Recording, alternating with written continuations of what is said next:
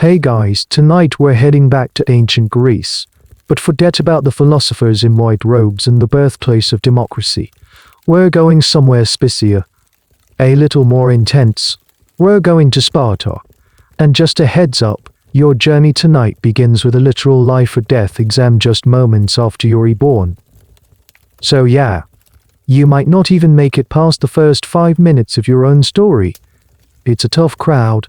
So before you get comfortable, take a moment to like the video and subscribe, but only if you genuinely enjoy what I do here. And while you're at it, drop a comment and let me know what city you're listening from, and what time it is for you. I love seeing how far these stories travel.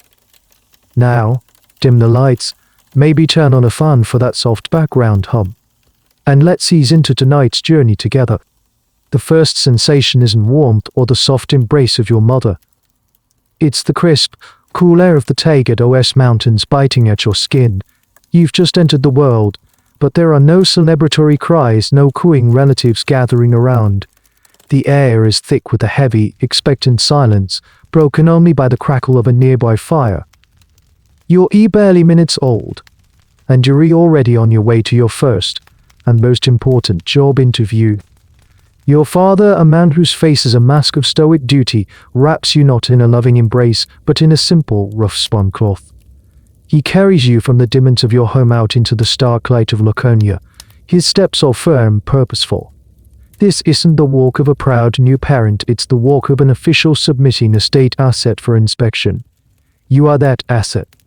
You arrive at a place called the Lycée, a sort of public hall where the city's elders gather. These aren't kindly old grandfathers. These are the Gerisai, men forged in decades of war and brutal discipline. Their faces are maps of old campaigns, their hands scarred from spear and shield.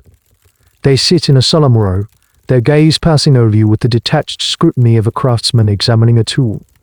Their eyes don't see a baby, they see a future hoplite, a cog in the great, red-cloaked machine of the Spartan state. One of them takes you.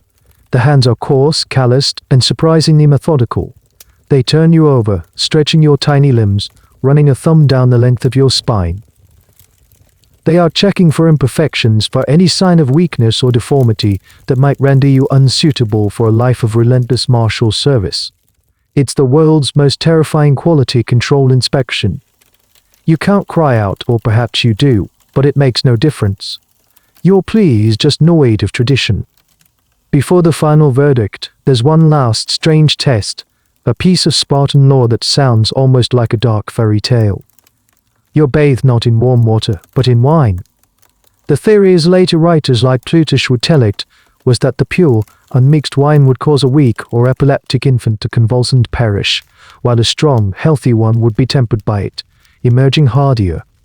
It's a cruel, primitive test of your constitution. The cold liquid shocks your system, but you endure. Now, historians still argue about how systematic this process truly was.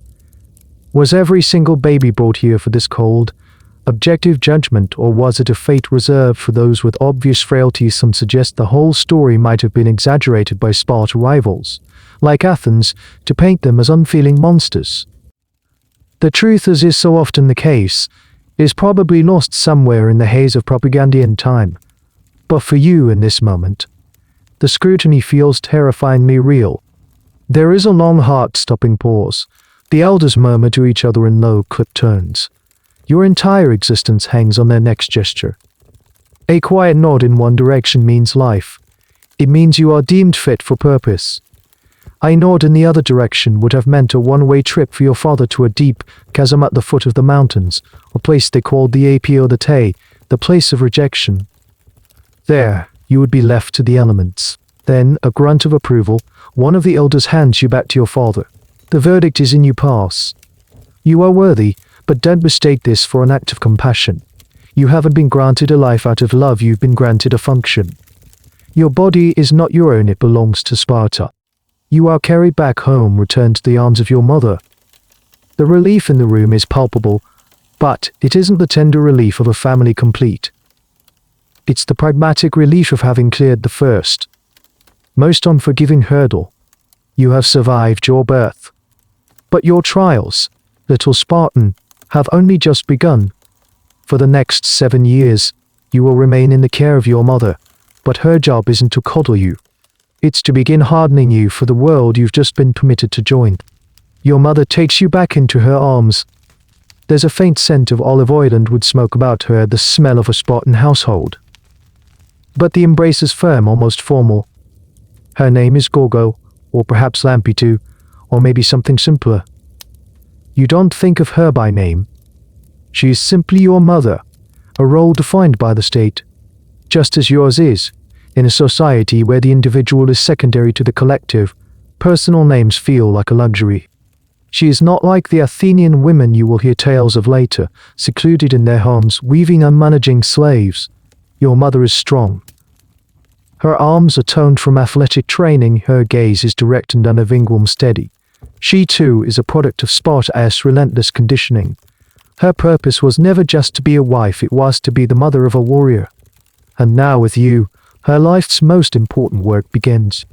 The lessons start immediately. You learn not to cry, because crying brings no comfort. If you wail in the night, you are left to wail. The darkness is not a monster to be scared of, it is your future ally, a cloak for stealth and surprise. You learn to eat whatever is placed before you without complaint, because pickiness is a weakness the state cannot afford. You learn to be alone, because true strength, you are taught, is found within, not from the reassurance of others. This method of child rearing was famous throughout Greece. In fact, wealthy families in Athens or Corinth would pay a high price for a Laconian wet nurse. They were known to produce children who were disciplined, fearless, and remarkably self-sufficient. While other Greek mothers might rush to soothe the crying baby, your mother understands that true care lies in forging resilience. She is your first real instructor, and your home is your first barracks. You spend your days not with toys, but with challenges. You are barefoot always. The stones of the Eurotas valley floor are sharp. The summer earth is hot, and the winter mud is freezing. These are not hardships to be avoided, they are sensations to be mastered. You wrestle with other boys your age, you play a raw, unrefined precursor to the pancration you will later endure. There are no timeouts for hurt feelings. A scraped knee or a bloody nose is met not with sympathy, but with a curt nod of something that might be mistaken for approval. You are learning the grammar of pain. Her words are as sparse and effective as her actions. You won't hear long, rambling stories or sweet lullabies. Instead, she speaks in what the world will one day call laconic phrases, short, pithy, and brutally to the point. When you see your father off to a border skirmish, she doesn't weep. She simply hands him his heavy bronze shield and says something you'll hear again and again, the unofficial motto of every Spartan woman he tan, "Hipitis." With this or on this. Carrying your shield or come back dead carried upon it. There is no middle ground. There is no honorable retreat. But was she truly this unfeeling? Historians, relying on text written mostly by non-Spartan men like Xenophon and Plutarch, have painted the Spartan mother as a creature of pure, unwavering patriotic duty. They tell stories of mothers who, upon hearing of a son's death in battle, would calmly inspect the wounds to see if they were on the front or the back, a testament to his courage or cowardice. They even record tales of mothers who killed their own sons for desertion. Yet we must wonder. Academic circles are still debating whether this was the whole truth or a carefully constructed public image. Was this stoicism a mask she wore in public, a necessary performance in a society that policed emotion in the dead of night, when the elders weren't watching and the weight of the state felt a little lighter?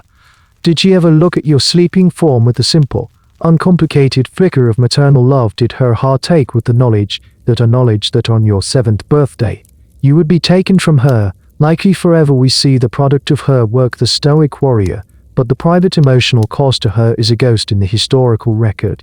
As you grow, you become aware of the ticking clock. Every sunset brings you closer to the day of your departure. You know, with the certainty of a coming storm, that this life is temporary. You are being loaned to your family, a brief 7-year lease before you are handed over to your true parent, the state. You see the older boys in the neighborhood disappear, one by one, swallowed by the AGOGE, the state education system. When you see them again, Months or years later, they are different, quieter. Their eyes hold a knowledge you do not yet possess. Your 7th birthday approaches. It is not a day of celebration of gifts and songs. It is a day of transition. I hand over. Your mother's work is almost done. She has shaped you, hardened you, prepared you. She has taught you to endure, to obey, and to place Sparta above all else. Soon, men will come to the door to collect you. And you know, without her ever saying it, that she will not cry. She will simply watch you go. The day arrives not with ceremony, but with the quiet finality of a sunrise. You are 7. The air is still cool, the scent of wild herbs drifting in from the fields. 2 figures appear at your doorway. They are not strangers, you've seen them around, overseeing the training of older boys. One is a young man in his 20s, an Iran, a prefect who has completed his own training and is now tasked with policing the next generation. The other is an older, more senior official, a paido nomos, the boy herder, the warden of the entire GE. There are no prolonged goodbyes. Your father places a hand on your shoulder, a gesture that feels more like a transfer of ownership than a loving farewell. Your mother's face is unreadable, a stone sculpture of civic duty. She looks at you, her gaze lingering for just a moment, and you see a flicker of something, pride, sorrow, resignation before it is extinguished. She has fulfilled her duty. You are no longer her son. You are now a child of the state. You walk away from the only home you have ever known, your bare feet scuffing the dusty path. You don't look back. You have been taught that looking back is a form of weakness. You join a small, shuffling line of other 7-year-old boys, all with the same look of grim, bewildered determination on their faces. You are all heading to the same place. You are the new recruits, the fresh clay to be molded by the unforgiving hands of the GE. The GE. The word itself means the raising or the leading. It is the heart of the Spartan system, a brutal and defective machine designed for one purpose: to strip you of your individuality and forge you into an obedient, unquestioning, and lethal hoplite. From this day until you are 30, your life will be one of relentless training, privation, and competition. This isn't school as anyone else in Greece would understand it. You will learn to read and write, yes, but a minimum required to read military orders and understand laws. The true curriculum is one of pain, endurance, and absolute loyalty to the group. As you are led through the sparse streets of Sparta, you begin to grasp the totality of this system. Everything is public, everything is shared. You are herded into a large open compound, a collection of simple, austere buildings that will be your new home. There are no private rooms, no personal spaces to retreat to. You are immediately organized into a herd, an age law, under the command of the most boisterous and capable boy in the group. This is your new family. The Paido Nomos addresses you all. His voice is gravelly, used to barking orders that carry across a training field. He doesn't welcome you. He lays out the rules, which are simple and absolute. You will obey your prefects. You will fight for your place. You will learn to endure hardship without complaint. He tells you that from this day forward, everything you receive, your food, your single cloak, your place to sleep, is not a right, but a privilege you must earn. The psychological shock is immense. You have been torn from your family and thrust into a fiercely competitive environment where you are constantly being watched, judged, and tested. The older boys, the prefects, circle you like wolves. They have been through this themselves, and it is now their duty and their pleasure to inflict the same hardships upon you. They will instigate fights between you and your new pack mates, not out of pure cruelty, but to identify the strongest, the most aggressive, the natural leaders. They are looking for the alpha in the pack. One of the strangest details about the GE that historians still puzzle over is its funding. While it was a state-mandated system, it seems that the individual families were still expected to contribute to the upkeep of their sons within the public barracks. It's a sort of state-run boarding school with a parental tax. This suggests a subtle but important distinction: the state controlled your son's life, but you still had the financial responsibility for his existence. Historians also debate the true nature of the education provided. Was it solely about military prowess, or was there more to it? You learn music and dance, which seems odd until you realize that Spartan music was martial and rhythmic, and their dances were warlike, teaching coordination and group movement essential for the phalanx. You learn to memorize the works of poets like Tyrtaeus, whose verses weren't about love or beauty, but about the glory of dying for Sparta. Every aspect of your education is bent toward a single, unified purpose. That first day you are stripped of the clothes your mother made for you. They are replaced with a single rough tunic. Your hair, which might have been growing long, is clipped short. You are no longer the son of so-and-so from such a household. You are now a nameless, faceless part of the age law. A number, a future spear in the wall of shields. As darkness falls, you are shown your sleeping quarters. There is no soft bed waiting for you. The night is growing cold, but what comes next will define your new reality. You are about to have your first taste of state-mandated misery, a lesson in how little a human body truly needs to survive. The sleeping hall is a long, low silencing room made of rough-hewn timber and stone. It smells of sweat dust, and the faint, sour odor of fear. There are no beds, no mattresses, no pillows. Your prefect, an older boy whose face already seems set in a permanent scowl, points to the floor. That's your spot. Your new home within your new home.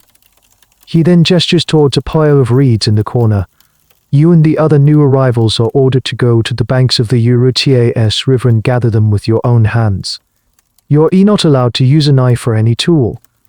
You must snap them off at the base, your small hands growing sore and scratched from the tough, fibrous stalks. These reeds are your bedding. You arrange them into a thin, lumpy pile on the hard-packed earth floor, only a slight barrier against the cold dampness seeping up from the ground. This is your bed for the year.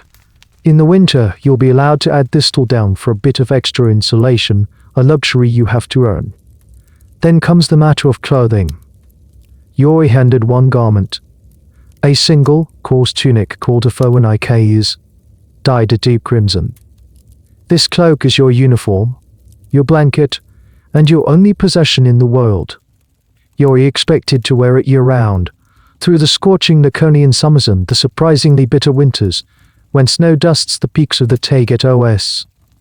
You are to remain barefoot, hardening your feet for the rugged terrain you will one day march across. The logic is simple and brutal. If you are accustomed to hardship, you will not flinch from it in battle. A soldier who needs a soft bed and warm boots is a liability. And then there is the hunger. It starts as a dull ache in your belly and quickly blossoms into a constant, gnawing presence. The food rations are deliberately, sadistically insufficient. You're given a measured portion of a foul-tasting black broth, some barley, a few figs, and occasionally a sliver of cheese or meat. The infamous Spartan black broth, the melastsiomos, was legendary throughout Greece for being almost inedible. A visitor from Sybaris, a city known for its luxury, once tasted it, and declared that he finally understood why Spartans were so willing to die in battle, because death was preferable to eating this stuff every day. The broth itself was a concoction of pork, salt, vinegar, and pig's blood. The vinegar was likely a preservative and the blood a thickener, but it created a dark, unappetizing sludge. This was just about sustenance. It was a form of psychological conditioning. You were being taught to desire little, to find satisfaction in the bare minimum, and to divorce yourself from the pleasure of food. But the most insidious part of the system wasn't just the hunger itself. It was the institutional encouragement of theft. Your prefects and the paidonomos make it clear the rations are not enough to live on. If you want more, you must steal it. From the nearby farms, from the helots' late dwellings. This wasn't seen as a moral failing, it was a crucial part of your training. It taught you stealth, cunning, and daring, all essential skills for a soldier on campaign. However, there was a catch, and it was a vicious one. The crime was not in the stealing. The crime was in getting caught. If you were caught, the punishment was immediate and severe. You would be flogged, not for the theft, but for your incompetence. You would also be denied food, pushing you deeper into the hunger that drove you to steal in the first place. That first night, you lie on your bed of reeds, the thin cloak pulled tight around your shivering body. The room is filled with the quiet sobs of other 7-year-olds, sounds that are quickly and harshly silenced by the older boys on patrol. You feel the cold of the floor, the ache in your stomach, and a profound, bottomless loneliness. This is a far cry from your mother's house, even with her strict rules. This is a systematic breaking down of your spirit. There's a curious little detail that ancient sources mention: the Spartans didn't use oil lamps at night. The boys were forced to navigate their barracks and find their way in total darkness. Again, the purpose was practical, to teach them to be unafraid of the dark and to move confidently at night, a skill that would be invaluable for secret raids and nighttime maneuvers. The academic debate here centers on the long-term psychological impact. Did this brutal system truly forge unbreakable soldiers, or did it create deeply damaged men, incapable of normal human emotion and connection? Were they stoic heroes, or were they victims of a state-sponsored childhood trauma, their capacity for empathy systematically erased? As you lie there, listening to the wind howl outside, you aren't thinking about historical debates. You're just thinking about how you're going to survive until morning, and how on earth you're going to get anything to eat tomorrow. The hunger is already sharpening your senses, forcing you to think not like a child, but like a predator. A few months into your new life, you hear whispers among the older boys about the cheese game. It sounds deceptively simple, almost childish, but the grim look in their eyes tells you otherwise. This isn't a game of fun, it's a test of mettle, a public spectacle of endurance, and one of the most famous and brutal rituals of the Agoge. The event took place at the sanctuary of Artemis or Thea, a site just outside the main settlement. Artemis, the goddess of the hunt and the wilderness, was a fitting patron for Spartan youth, but this version of her, Artemis or Thea, was an older, sterner deity, and her rituals were ancient and unforgiving. Her sanctuary isn't a grand marble temple like the Parthenon in Athens. It's a more primitive. At its center stands a wooden altar, stained dark from years of libations, and as you're about to see blood. On the day of the ritual, you and the other boys are herded to the sanctuary. The atmosphere is tense, electric. On top of the altar, there are small, tempting wheels of cheese. Your stomach clenches at the sight of them. You haven't felt full in months, and the fatty, salty prize seems like the most desirable object in the world. The objective is straightforward: get to the altar and steal a piece of cheese. The obstacle is just as straightforward: the airiness. The young adult prefects are standing guard around the altar, armed with vicious-looking whips. This is the diamastigos, the ritual flogging. The boys, one by one or in small groups, make a mad dash for the altar. The whips crack through the air, their leather thongs biting into bare backs and legs. The sound is sickening, a sharp, wet smack followed by a boy's grunt of pain. Some boys are quick and clever, dodging and weaving, and manage to snatch a cheese before scurrying away, their prize clutched in their hands. They are cheered for their success, but many more are not so lucky. They are caught by the whips, and the flogging that follows is relentless. They are lashed until their backs are crisscrossed with bloody welts. The rules are unwritten but understood by all. You do not cry out. You do not show weakness. To endure the lashing with silent defiance is a mark of supreme honor. The crowd of spectators, including the city's elders and even your own parents, watches with critical approval. They aren't watching a scene of horrific child abuse, they are watching a demonstration of Spartan virtue. You watch, your heart pounding as a boy slightly older than you makes his run. A cheers fast, but not fast enough. A whip catches him across the shoulders and he stumbles. Two prefects are on him in an instant, their whips rising and falling in a steady, brutal rhythm. The boy clenches his jaw, his small body rigid with pain. But he makes no sound. He has become a living embodiment of the Spartan ideal. The historical purpose of this ritual is fascinating and deeply weird. Originally, according to the writer Pausanias, the statue of Artemis, or Thea, demanded a human sacrifice. The great Spartan lawgiver, Lycurgus, is said to have sublimated this ancient bloodlust into a less lethal, but still bloody ritual. The altar, it was said, still had to be splattered with human blood to appease the goddess. So, the cheese-stealing game was born. Neighbors are a combination of a religious rite, a hazing ritual, and a public test of toughness. It's a classic example of how Sparta took an ancient, savage custom and repurposed it to serve the state's military needs. By the Roman era, this ritual had devolved into a pure tourist attraction. Wealthy Romans would travel to Sparta to watch the Diamastigoesses, sitting in a specially built amphitheater to get a better view of the bloody spectacle. By then the original meaning was lost, and it was just a brutal piece of theater. Some boys even died at the altar, flogged to death while their parents looked on with pride. Historians still debate the true nature of this event in the classical period. Was it really this severe for everyone, or was it a ritual that grew more extreme over time as Sparta's reputation became its main export? The line between authentic tradition and self-conscious performance is incredibly blurry. For you standing there as a 7-year-old, the lesson is crystal clear: pain is temporary, but honor is everything. The sting of the whip is nothing compared to the shame of cowardice. The hunger in your belly is a powerful motivator, but the desire for approval from the grim-faced men watching you is even stronger. You don't run for the cheese today. You are too new, too small. But you know your time will come. You will have to face the whips and the altar. As you walk back to the barracks that evening, the image is seared into your mind: the dark altar, the white cheese, and the crimson blood. It's the perfect, brutal summary of your new world. Your education in Spartan values is proceeding exactly as planned.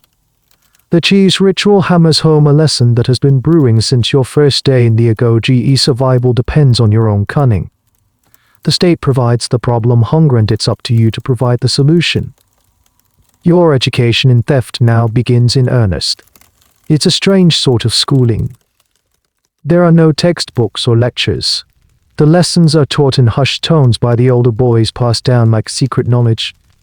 They teach you how to move silently, how to gauge the watchfulness of a cook, how to spot a weak point in a fence.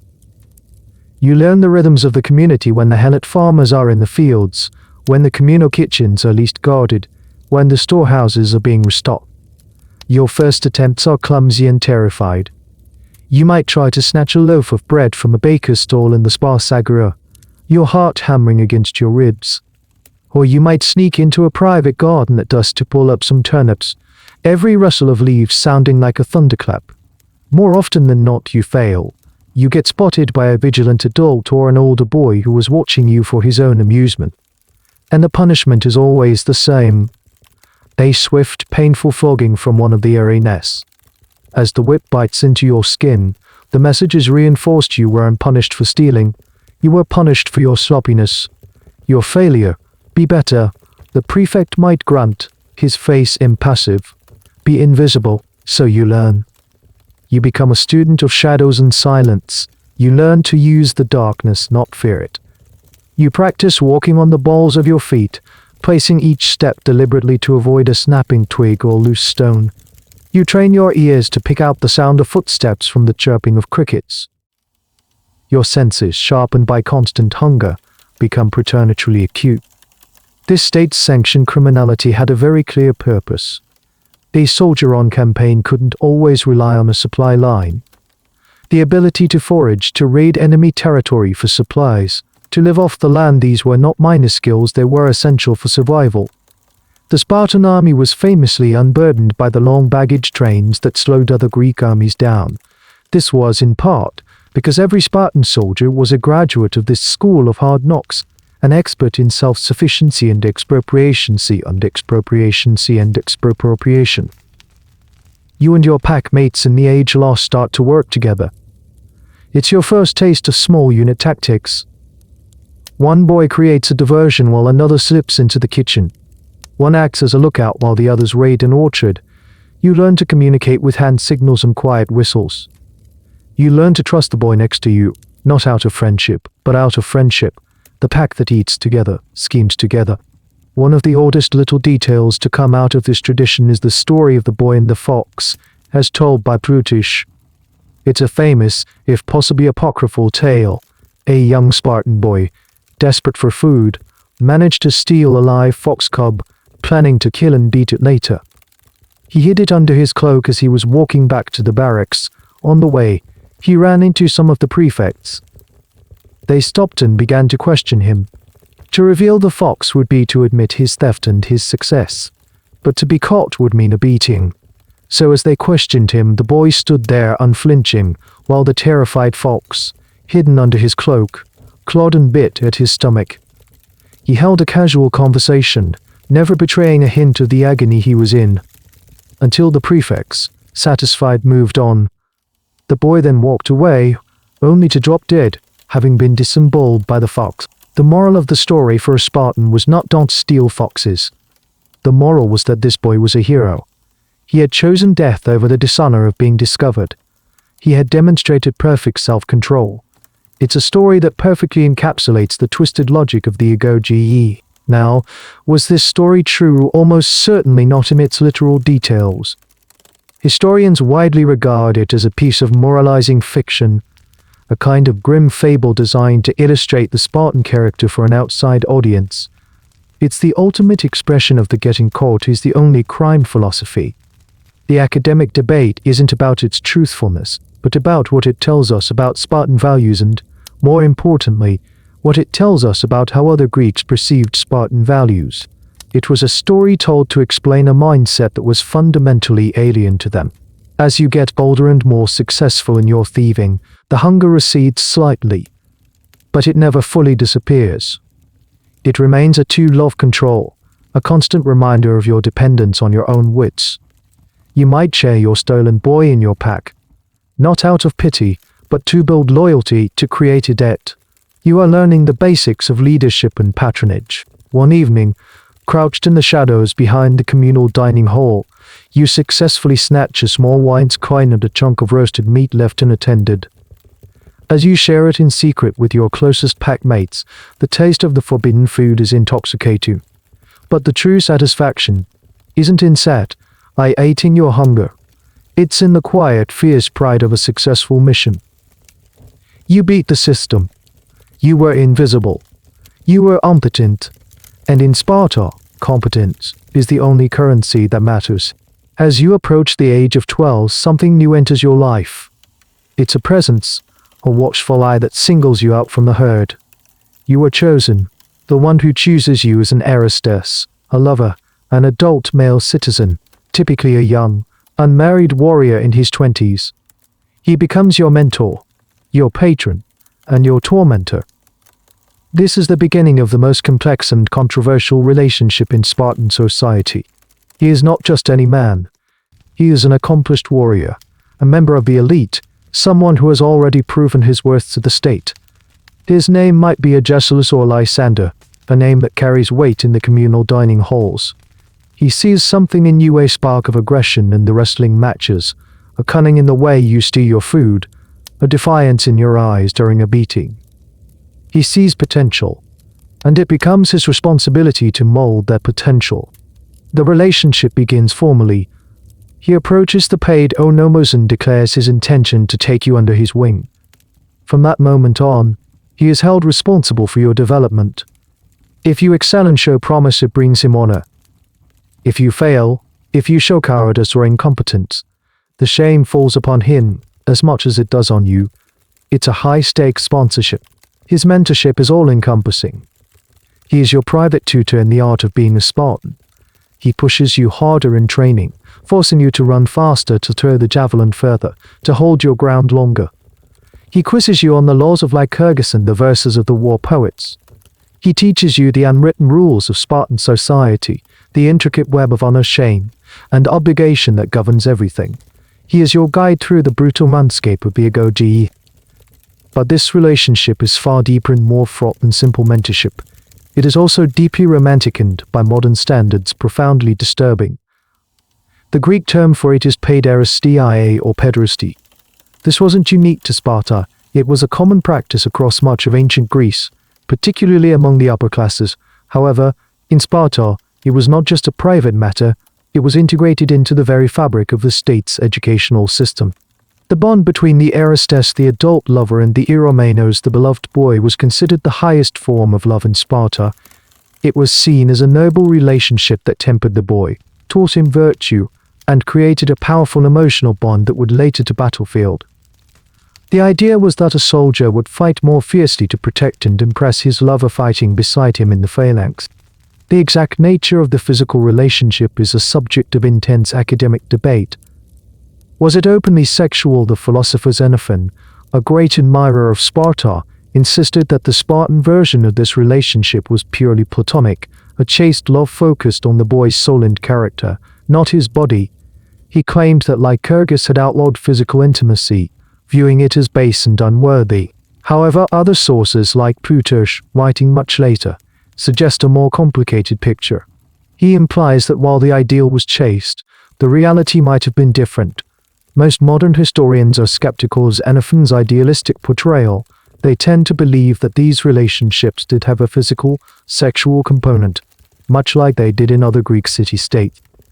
The argument that it was purely a love of the soul is often seen as an attempt by Sparta's admirers to clean up an aspect of their culture that even some in the ancient world found questionable. The truth likely lies somewhere in between, perhaps varying greatly from one pair to another. For you, the relationship is a confusing whirlwind of emotions. You feel an intense admiration, a hero worship, for this powerful warrior who has singled you out. You crave his approval more than anything. A quiet word of praise from him feels more rewarding than winning any wrestling match. A look of disappointment from him is more cutting than any whip. He is both your protector and your harshest critic. He might defend you from bullying by other older boys, but then he will turn around and subject you to a grueling, private training session that pushes you to the brink of collapse. The line between care and control is non-existent. He is forging you in his image, and the process is both painful and intoxicating. This relationship also introduces you to a new kind of competition. The most promising and attractive boys would have multiple suitors, older warriors vying for their affection and loyalty. This rivalry could become intense, a source of honor and public standing for the men involved. Being a desirable Eromenos was in itself a mark of your high potential. As you stand with your mentor watching the younger boys scramble for cheese at the altar of Artemis or Thea, you feel a strange mix of superiority and nostalgia for your own recent past. You are no longer just an aimless face in the herd, you belong to someone. His status elevates you. His attention defines you. You are his project, his living legacy. This intense, possessive bond will be the central emotional relationship of your adolescence, shaping your understanding of love, loyalty, and power for the rest of your life. The sun beats down on the Diromos, the dirt racetrack where you spend a significant portion of your days. The air is thick with dust kicked up by dozens of bare feet. Here and in the adjoining wrestling square known as the Palatier, your body is systematically deconstructed and rebuilt according to the state's specifications. You are almost always naked. Nudity in the gymnasium was common across Greece, but in Sparta, it had a specific, ideological purpose. It promoted a sense of equality, as clothing could signify wealth or status. More importantly, it allowed your trainers and your mentor to constantly scrutinize your physical development. Your body was a public project. There was no hiding a lack of muscle, a layer of fat, or a sign of weakness. Your physical state was a visible testament to your discipline or lack thereof discipline. Your training is relentless and varied. You start the day with running. Long-distance runs into the foothills of the Taget OS to build endurance, and short, explosive sprints to develop speed for the initial charge of the phalanx. You practice the pentathlon, the 5 classic events: running, jumping, discus, javelin, and wrestling. The discus isn't the light, modern disc you might imagine. It's a heavy disc of stone or bronze, and throwing it is a test of raw, explosive strength. The javelin is not just about distance but accuracy. You learn to hurl it while running, aiming for a specific target, practicing for the moment you might need to fell an enemy before the lines clash. The long jump is done with the use of halteres, small weights held in each hand, which you swing forward to increase your momentum, a technique that required immense coordination. But the king of all sports is wrestling the pale. Here, on the soft sand of the Palatier, all your training comes together. It's not a sport of graceful technique, it's a brutal contest of strength, leverage, and aggression. You learn to break holds, to throw your opponent off balance, to use their weight against them. Even more brutal is the pancration, a form of all-out combat that combined wrestling, boxing, and kicking. Very few rules applied. No biting and no gouging out eyes were the main ones. Everything else was fair game. Broken fingers, dislocated joints, and unconsciousness were common. This wasn't athletic training for the sake of health or the glory of sport. Every single exercise was designed to build a better soldier. The pushing and shoving of wrestling mimicked the intense pressure of the isthmus. The push of shield when to phalanxes met. The pancration taught you how to survive if you lost your spear and shield in the chaos of battle. Your body was not being trained for an athletic competition, it was being weaponized. A fascinating and slightly disgusting bit of Spartan trivia revolves around how they clean themselves after training. In the rest of the Greek world, athletes would cover themselves in olive oil, and then scrape the oil, dirt, and sweat off with a metal tool called a streakil. It was their form of a shower. The Spartans, however, considered this practice to be effeminate and luxurious. Instead, they would take so-called dry baths. They would rub themselves down with sand to exfoliate and remove the grime. On special occasions, or when the filth became unbearable, they would take a quick, cold plunge in the Euphrates River. The idea of a long, hot bath was seen as a sign of utter weakness, something only a soft Athenian would indulge in. Historians are still discussing the long-term health consequences of this brutal regime. While it undoubtedly produced incredibly fit young men, the constant physical stress, inadequate nutrition, and frequent injuries likely took a heavy toll. Did Spartans have a shorter life expectancy? Even when not at war, did they suffer from chronic pain and arthritis in old age? The skeletal remains are inconclusive, but it's hard to imagine that this lifestyle didn't leave permanent scars, both visible and invisible. The debate centers on whether the peak fitness of a 20-year-old hoplite was worth the price of a broken-down 40-year-old veteran. Your mentor is always there, watching from the sidelines. He corrects your stance, criticizes your lack of aggression, or gives a rare, curt nod of approval. His presence pushes you to ignore the pain in your muscles and the burning in your lungs. You want to make him proud. You want to be worthy of his choice. One afternoon, during a pancration match, you find yourself locked with a boy who is stronger and heavier than you. He has you in a chokehold, and the world is starting to go dark at the edges. Panic begins to set in. You could tap out, admit defeat. But then you see your mentor at the edge of the sandpit. His face is impassive, but his eyes are locked on you. To give up now would be to shame him. A surge of adrenaline, born of fear and pride, courses through you. Instead of fighting the hold, you relax for a split second, then use the momentum to throw both of you to the ground, twisting your body to land on top. The hold is broken. You are gasping for air, your vision swimming, but you are not defeated. You haven't won the match yet, but you have won a much more important victory. You have demonstrated the will to endure beyond reason. As you get to your feet, you glance at your mentor. He gives the slightest of nods. It feels better than any trophy. Every so often, from the corner of your eye at the D. Romos or during a public festival, you catch a glimpse of them. The girls. And they are nothing like the women you hear about from other lands. They are not hidden away in the women's quarters, practicing weaving and avoiding the sun. The girls of Sparta are as loud, as boisterous, and almost as intimidating as the boys. They train just as you do. While you are on your side of the field, running and wrestling, they are on theirs, engaged in their own athletic competitions. They run, they wrestle, they throw the discus and javelin.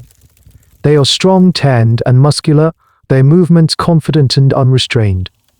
You see them running in short tunics, their thighs bared to the sun, a sight that would cause a scandal in Athens, but is perfectly normal here. And their lyrics speak of their physical prowess and beauty, comparing them to swift Laconian horses. Their education is parallel to yours, though separate and less extreme. They are not taken from their homes at age 7. They live with their families, but they participate in a state-mandated physical education program. The goal is not to create female soldiers, but to produce healthy, strong mothers capable of bearing healthy, strong children. Lycurgus, the legendary lawgiver, was believed to have insisted on this. His logic was brutally pragmatic. You wouldn't expect to get strong puppies from a pampered lapdog. So why would you expect to get strong warriors from weak, secluded women? The ultimate purpose of a Spartan woman's life was childbirth. But not just any childbirth. Her duty was to produce a male child who would pass the inspection by the elders and become a future soldier. A woman who died in childbirth was considered to have died a hero's death, just as a man who died a hero's death, just as a man who died in battle. In fact, these were the only two causes of death that warranted having your name inscribed on your tombstone in Sparta.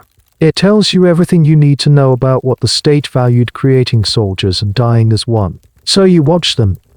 These girls are your future wives, though the concept of marriage is still abstract and distant. You are taught to see them not as objects of romantic desire, but as future partners in your civic duty. Your union will not be a private affair, but a public service. There's a strange and fascinating ritual that highlighted this public, almost agricultural, view of female bodies. At certain religious festivals, the girls would perform choral dances and sing, often in the nude, in front of all the men, including the unmarried young warriors like your mentor. Putish describes this as a way to encourage marriage, a sort of public parade of the available stock. He also claims the girls would sing songs that praised the brave warriors and mocked the bachelors who were shirking their duty to marry and procreate. It was a form of public shaming and encouragement, turning the process of courtship into a state-managed spectacle. This public nudity of women is one of the most debated aspects of Spartan society. Was it truly as commonplace and non-sexualized as our sources written by men suggest? Some historians argue. It was a key part of the eugenics program, allowing men to visually assess the health and fitness of potential wives. It desensitized both sexes and stripped the female form of its mystique, turning it into another piece of public property. Others argued that this account might be exaggerated, a fantasy spun by other Greeks who were both scandalized and titillated by the idea of Spartan women's freedom. The debate essentially asks, was this a sign of female empowerment and equality, or was it the ultimate objectification, turning women into breeding stock to be publicly inspected? You don't think in such complex terms. You just see Leotychida, the daughter of a famous warrior, throw a discus further than some of the younger boys. You hear the girls taunting and laughing, their voices carrying across the field. There is a raw, untamed energy about them that is both intriguing and alien. They are not part of your world of the agoge, with its strict hierarchies and brutal discipline.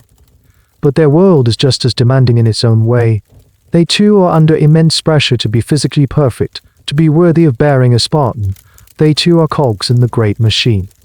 One day, your pack of boys passes a group of girls returning from their exercises. They are sweaty, dusty, and laughing loudly. One of them, perhaps a girl named Cynska, catches your eye. She doesn't look away coyly. Her gaze is as direct and challenging as any boy's. She looks you up and down, a flicker of assessment in her eyes, before turning back to her friends. In that brief moment you understand. She is not a prize to be won. She is a fellow citizen, forged in a different fire, but for the same purpose. Your paths are separate for now, but you both serve the same unforgiving master, the state, and you know with a strange sense of certainty that your paths will cross again one day, not in a field of sport, but in the serious business of creating the next generation of Spartans. There is another group of people in your world. They are everywhere, yet you are trained to see them as if they are not there at all, livestock. They are the helots. They work the fields, tend the flocks, build the walls, and do every menial task that a Spartan citizen would consider beneath him. They are the foundation upon which your entire society is built, and they are also your greatest fear. The helots are not like slaves in other parts of Greece, who were often foreign captives bought and sold individually. The helots are our native Greek people, the original inhabitants of Laconia and neighboring Messenia, who were conquered by your ancestors centuries ago. They were not owned by individual Spartans, they were owned by the state and assigned to work the land, allotted to Spartan citizens. They live in their own communities, have their own families, and far, far outnumber ye. For every one Spartan citizen, there were 7 or even 10 helots. This demographic imbalance creates a permanent, deep-seated paranoia within the Spartan state. Your entire purpose of the agoge is not just to fight for enemies like Argos or Athens. It is to maintain a constant state of internal military readiness to suppress a potential helot uprising. You are not just a soldier, you are an occupying force in your own land. The relationship is one of pure exploitation. Each year, the helots are forced to give half of their agricultural output to the Spartan citizen whose land they work. This is the source of all Spartan wealth. It is what frees you and your father from the need to farm, allowing you to dedicate your entire lives to military training. Your life of disciplined leisure is paid for by their endless toil. The humiliation of the helots is a systematic and deliberate policy. You are taught from a young age to despise them, to see them as inherently inferior. At the Syssitia, the communal dining halls, the elders would sometimes force helots to drink in mixed wine until they were embarrassingly drunk. Then they would be dragged before you and the other boys as a negative example, a demonstration of what happens when one lacks self-control. They would be forced to sing ridiculous songs and perform foolish dances. The lesson was clear: this is what it means to be un-Spartan. This is what it means to be a slave. One of the most chilling and bizarre traditions related to the helots was the annual declaration of war. According to Plutarch, every year the Epiphors, the 5 elected magistrates of Sparta, would formally declare war on the helot population. This was not a symbolic act. It was a legal mechanism that allowed any Spartan citizen to kill a helot at any time without incurring blood guilt or facing religious pollution. It effectively legalized state-sponsored terrorism against a captive population, keeping them constantly in a state of fear. This leads you to hear whispers of the most secretive and terrifying institution of all, the cryptia. It's spoken of in hushed, awed tones by the older boys. The name means the secret time, or the secret thing. It was a kind of advanced training program, a final exam for the most promising graduates of the agoge. The exact nature of the cryptia is one of the most debated topics among historians of Sparta. Our sources are vague and contradictory. Was it a secret police for, say, rite of passage ager, or warfare training unit according to Plato? It was part of the endurance training, where young men were sent out into the countryside with nothing but a dagger, forced to live off the land, hide during the day, and emerge at night. But Plutarch gives a far more sinister account. He claims that the members of the cryptia were specifically tasked with hunting and killing helots. They would roam the countryside at night, identifying and assassinating the strongest and most troublesome. Helots, the ones who showed signs of leadership or defiance. It was a targeted campaign of terror designed to decapitate any potential helot resistance before it could even begin. The academic controversy is fierce. Did the cryptia actually function as a death squad, or was this another piece of anti-Spartan propaganda, a story created by their enemies to paint them as monstrous tyrants? Scholars argue that it was more of a survivalist training exercise, and any killing of helots was incidental, not the primary mission. Others maintain that given Sparta's deep-seated fear of the helots, a proactive policy of assassination makes perfect, if horrifying, sense. You are not yet old enough for the cryptia, but you feel its shadow. You are trained to watch the helots who work around the barracks. You are encouraged to bully them to remind them of their place. One day, your prefect orders you to trip a helot carrying a heavy load of firewood. You do it without hesitation.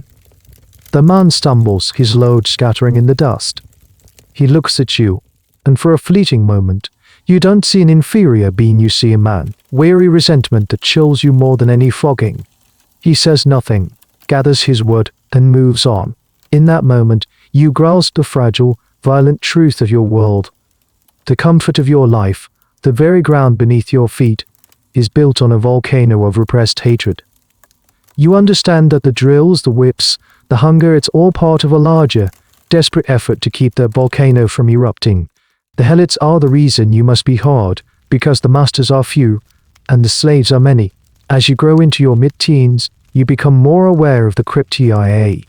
It's no longer just a scary story whispered in the dark, it's a tangible goal, a potential future. The boys who are selected are the best of the best. They are the strongest, the most cunning, the most disciplined, and above all, the most ruthless. They are the ones who truly internalize the lessons of the agoge.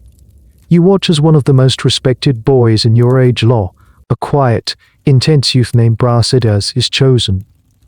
One day he is there training alongside you. The next he is gone. No announcement is made. He simply vanishes. The prefects say nothing. His disappearance is an open secret, a void in your ranks that speaks louder than any proclamation. You know he is out there, somewhere in the countryside, alone with only a knife and the clothes on his back. You try to imagine what he is doing. You picture him hiding in the thick brush of the Tagat OS foothills during the day, observing the movements of helots in the valley below.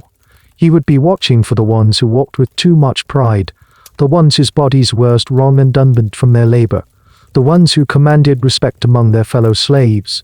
These were the dangerous ones. At night, your imagination follows him as he slips out of his hiding place, a ghost in the darkness. He would move silently through the Hanit villages, places Spartans normally never entered. The skills you all learned stealing food, stealth, silence, and intimate knowledge of the night are now being used for a far deadlier purpose. He is not stealing bread, he is stealing a life. You imagine him finding his target, a man marked for his strength or his spirit. The kill would have to be silent, efficient. A quick knife thrust in the dark. No witnesses, no sound. Then he would melt back into the shadows, leaving behind only a corpse and a fresh wave of terror that would ripple through the Helic community by morning. This was not battle. This was assassination. The purpose of the secret mission was twofold. First, as mentioned, it was a brutal but effective form of social control. By eliminating potential leaders, it kept the vast Helot population cowed and disorganized. It was preemptive counterinsurgency. But the second purpose was for the benefit of the boy himself. The cryptia was the ultimate test of a Spartan's skills. It stripped away the support system of the age law and the direct command of the prefects. It forced a young man to rely entirely on his own resourcefulness, courage, and self-discipline. Could he survive alone in the wild? Could he kill in cold blood? Not in the heat of battle.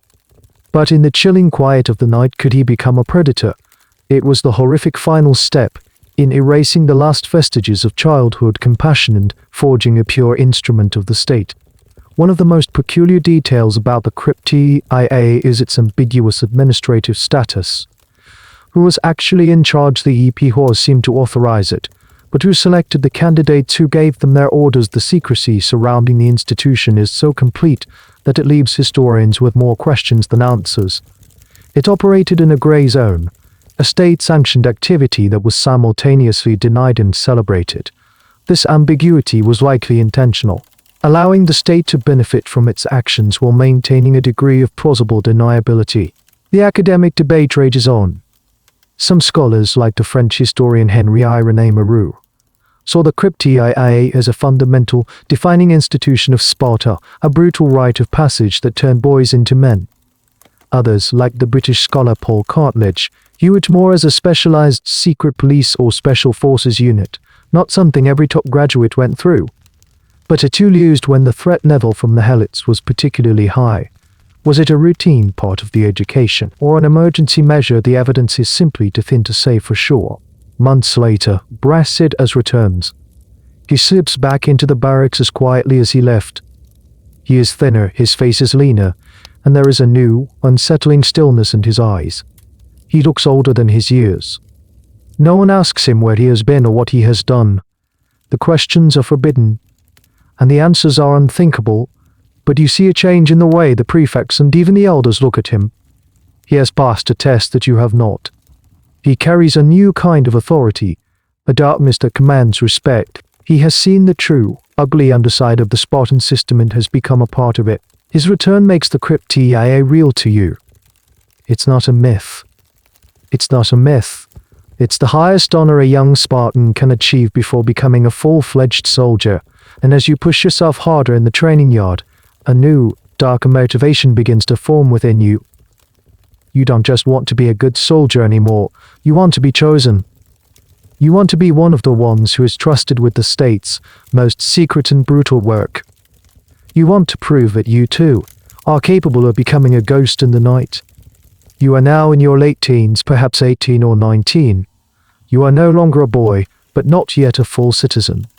You are in a transitional phase, a Meliran, and about to be prefect. Your body is a finely tuned machine.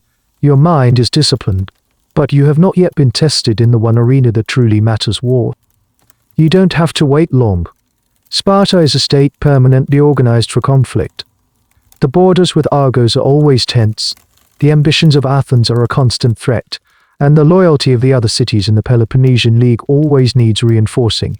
The call to arms is a regular feature of life. When the summons comes, it's not a dramatic panic. It's a calm, efficient mobilization.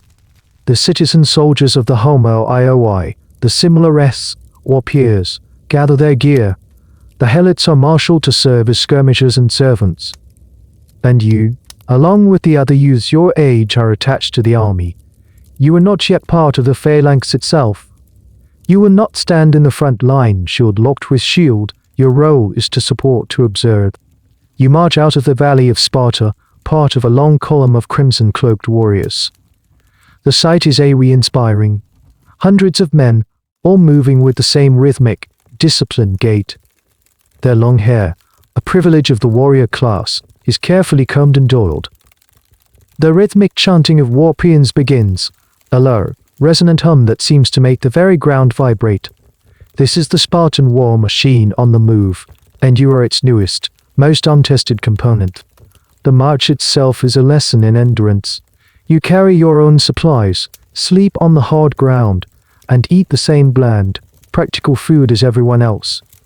But now the privations of the agoge make perfect sense. While soldiers from other cities might complain or straggle, the Spartans move with a relentless purpose. You feel a surge of pride. You are part of this. As you get closer to enemy territory, the atmosphere shifts. The discipline tightens. You are assigned menial but important tasks: guarding the camp at night, foraging for supplies, a skill you've been practicing your whole life, and carrying messages between commanders. You are close enough to the action to feel its heat, but still protected from its deadliest flames. You get your first look at an enemy army. They look. Their armor is a mix of different styles. Their movements are less coordinated. They do not have the terrifying, uniform appearance of your own army. For the first time, you truly believe in the superiority you have been taught your entire life. This is the moment everything has been leading up to. The flutes begin to play a steady, rhythmic tune. This is another strange Spartan custom. While other armies used trumpets and horns to create a terrifying din, the Spartans used the calm, clear sound of the aulos, the flute. The purpose wasn't to terrify the enemy, but to calm their own warriors, to ensure they advanced at a unified pace, keeping the phalanx perfectly dressed and locked together. Cold-blood professionalism. The phalanx begins to advance. It doesn't charge. It walks forward at a steady, inexorable pace. The sight of it, this slow-moving, silent wall of death, advancing to the eerie sound of flutes, was famously one of the most terrifying sights in the ancient world. The clash, when it comes, is a dull, brutal crunch of shield on shield, spear on bronze. The Odysmos, the great push begins. You are too far away to see the details, the individual acts of courage or death. You just see the two great lines straining against each other, a deadly scrum of men. Historians still debate the precise mechanics of hoplite battle. Did the back ranks really push the front ranks forward, as the name Odysmos suggests, or was their role to replace fallen comrades in the front line and provide a sense of overwhelming mass and security? How much actual individual combat was there versus this collective, grinding pressure? It's a complex piece of battlefield physics that we can only reconstruct from texts and archaeological finds. You don't get to fight today. Your role is to watch, to absorb the reality of organized violence. You see the wounded being carried back, their faces pale and slick with sweat. You see the grim-faced men cleaning their spears after the enemy line has broken and fled. You see the cost of victory. The battle is a decisive Spartan win. The enemy is routed. The discipline and training you have all endured has proven its worth on the field. As you march back home, you are no longer the same boy who left. You have seen the purpose of your life in action. The abstract lessons have become terrifyingly concrete. You haven't tasted blood yet, but you have smelled it on the wind, and you know with absolute certainty that your time to join that wall of shields is coming very soon. You are 20 years old. You have survived the agoge.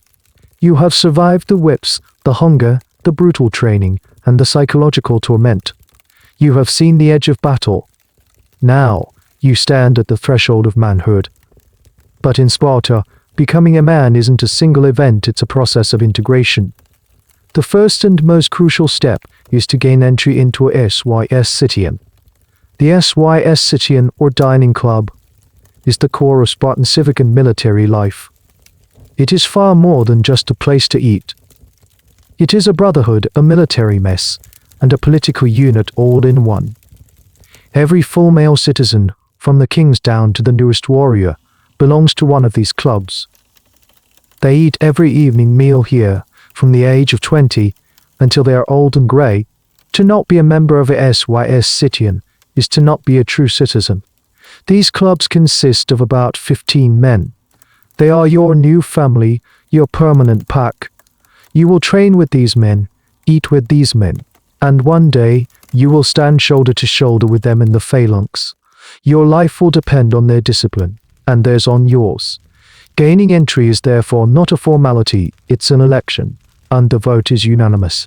Before you can even be considered, you must prove your worth as a contributing member. While the state allots land to each citizen, it is the citizen's responsibility to provide his monthly share of food to the mess. This is a crucial test. It proves you are a capable manager of the helots who work your land, that you can produce the required quota of barley, wine, cheese, and figs. If you fail to make your contribution, you lose your citizenship. It's a system that marries military prowess with a strange form of feudal land management. Your father and your mentor guide you through the process. They help you select a SYS Citian to apply to, usually the one they themselves belong to. It's a club filled with men you have known and respected your entire life, veterans of past campaigns, heroes whose stories you grew up hearing. The thought of joining them is both exhilarating and terrifying. The election process itself is a wonderfully strange and simple piece of Spartan theater. It's a secret ballot, a rare moment of democratic procedure in a deeply autocratic society. The night of the vote, you wait outside the dining hall, your heart pounding. Inside, after the meal, a steward comes around to each member of the mess with a bowl. Each man is given a small piece of bread. This is his ballot. He walks around the table, holding the bowl aloft. If a member approves of your candidacy, he simply drops his piece of bread into the bowl as it is. But if he disapproves, if he believes you are unworthy, perhaps he saw you flinch in training, or heard a rumor of your cowardice, he will squeeze the bread tightly in his fist, flattening it into a hard, dense pellet before dropping it in. This little piece of flattened bread is a fascinating artifact of social control. The Spartans called it a kordiskos. The process was designed for anonymity, yet within such a small, tightly knit group, the reasons for a veto would likely be well known or fiercely debated. It ensured that no man could enter the group against the will of even one of its members. It guaranteed total cohesion. Historians debate the true criteria for these votes. Was it purely about martial ability, or did personal politics and family rivalries play a role? Could a man be blackballed for reasons other than cowardice or incompetence? It's likely that, as in any exclusive club, a mix of objective and subjective factors were at play. The system, while appearing meritocratic, probably had undercurrents of patronage and personal feud. You wait in the cool night air, trying not to imagine what is happening inside. The wait feels like an eternity. Your entire future as a Spartan, as a homo ios or similar, hangs in the balance. If you are rejected, it is a public humiliation of the highest order. You could try to apply to another mess, but the stain of that initial rejection would follow you. To fail entirely would mean you would be relegated to a lower social status, and inferior. You would have gone through all the pain of the agoge for nothing. Finally, the door opens. Your mentor steps out. You search his face for a sign and answer. He looks at you, his expression as unreadable as ever. Then, he gives a slight jerk of his head, indicating for you to enter. You have been accepted. A wave of relief so profound it all washes over you. You step across the threshold into the dining hall. The room is simple, filled with the smell of wine and roasted meat. The 15 men at the table, your new brothers in arms, look up at you. Their faces are hard, scarred, and intimidating, but for the first time, their gaze doesn't feel like a judgment. You have passed the final exam of your youth. You have a seat at the table. The real life of a Spartan warrior is about to begin. You take your seat. The bench is hardened, worn smooth from generations of use. The room is stark, functional. There are no decorations on the walls save for the weapons of the members, hung and ready. This is not a place for comfort, it's a place for purpose. You have officially joined the SYS Citian. The first thing you notice is the food. It's better than what you received in the EGOGE, but only marginally. The infamous black broth is still a staple, served in a communal bowl. There's barley bread, a bit of cheese, some olives, and a measured cup of wine, mixed with water, in a large crater. The portions are sufficient but never lavish. The principle of austerity you learn it as a boy is carried directly into your adult life. Luxury is weakness. But the food is secondary. The true purpose of the SYS Citian is to strip away the last vestiges of private life and bind you completely to your comrades. This is where you learn the news of the city, where strategy is debated, and where the values of the state are reinforced night after night. The conversation is unlike any you've experienced before. It's laconic, sharp, and often brutal.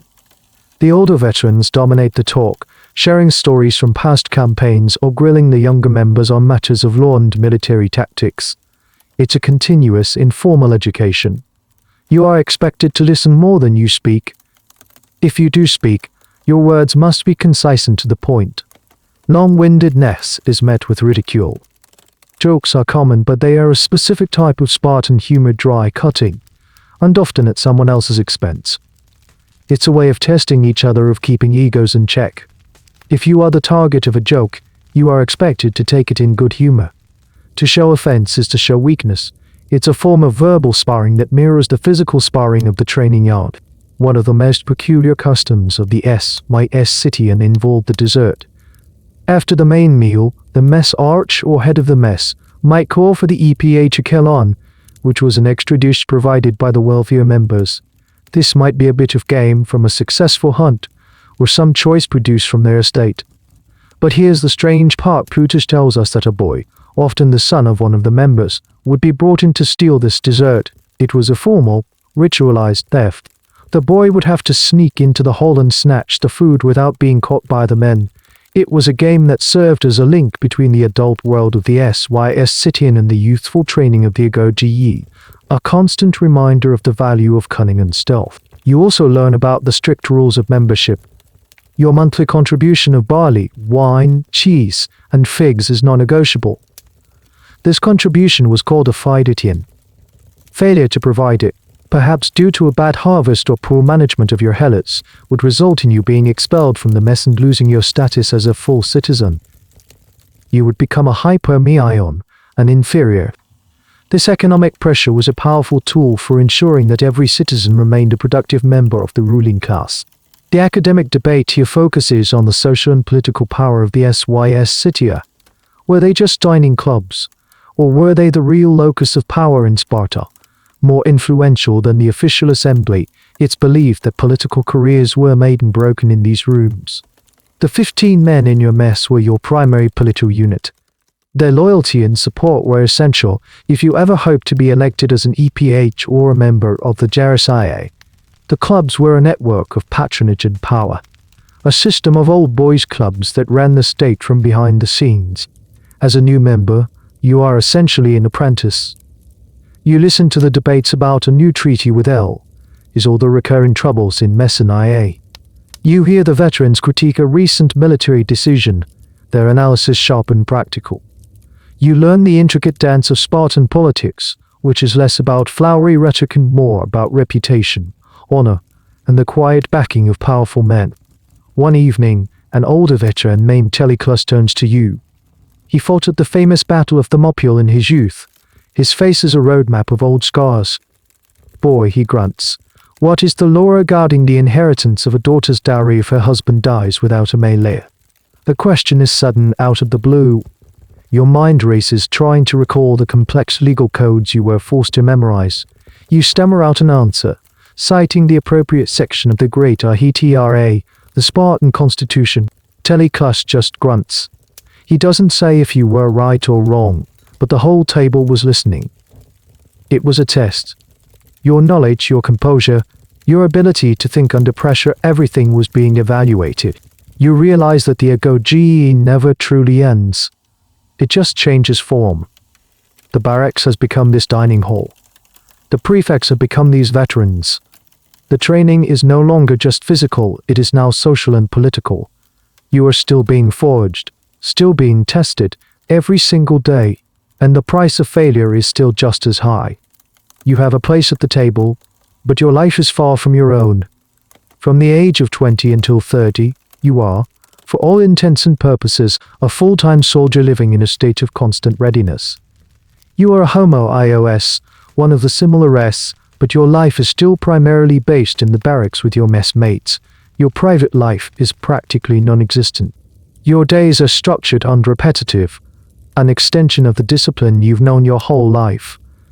The morning is for training.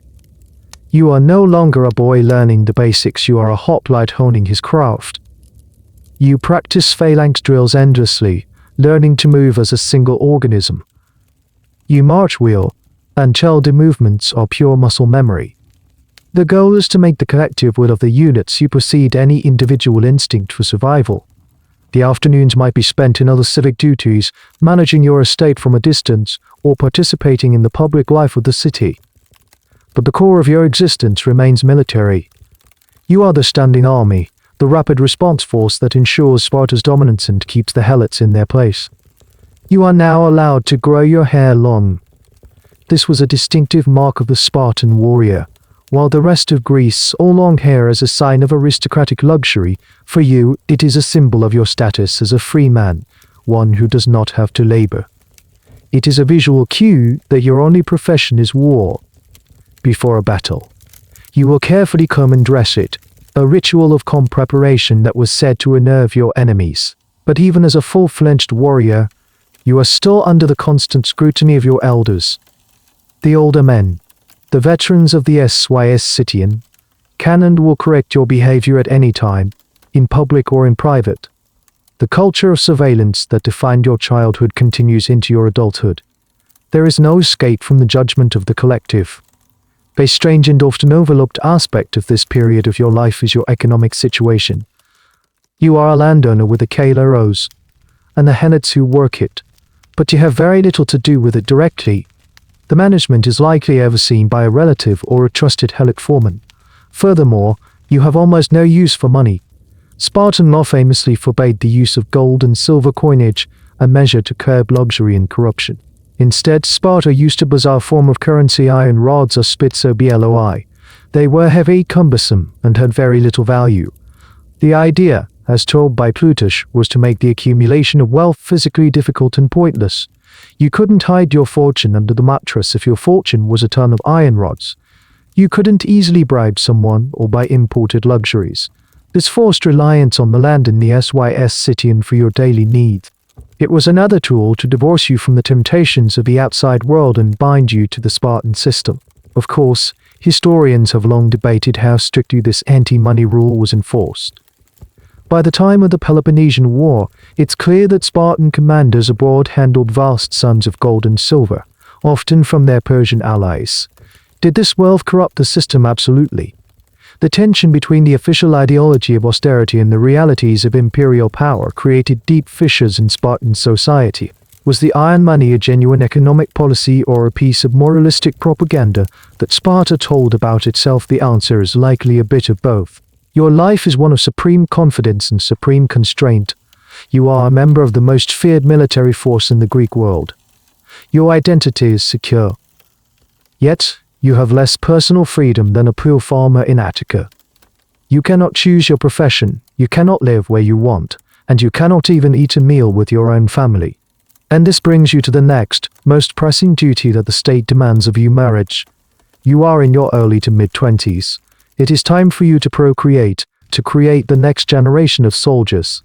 But marriage, like everything else in Sparta, will not be an affair of the heart. It will be a strange, secretive, and deeply impersonal duty, another mission to be undertaken for the good of the state. Your mentor and the elders in your SYS city and begin to talk. They are looking at the available daughters of other Spartan citizens. They are not discussing love, compatibility, or happiness.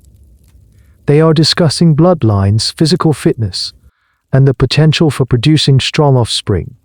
Your future wife is not being chosen, she is being sought. The process of starting your own family is about to begin, and it will be one of the most bizarre and unromantic experiences of your life. The time has come. The elders in your SYS city have decided that you are ready for marriage. You are in your prime, a hardened warrior, your body and mind shaped by 2 decades of relentless conditioning. Now, you must fulfill your ultimate biological duty to the state. You have very little say in the matter. The choice of a bride is not yours to make.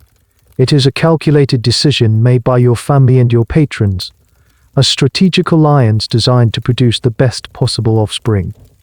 It's less like courtship and more like a breeding program for prize horses. Your mentor, the same man who guided you through the agoge, now acts as your matchmaker. He consults with the father of a suitable girl. The primary criteria are what you would expect in Sparta: health, strength, and a good family line. Is her father a respected warrior? Is her mother known for bearing strong children? Has the girl herself proven her fitness in the public athletic training that all Spartan daughters endure? You may know the girl.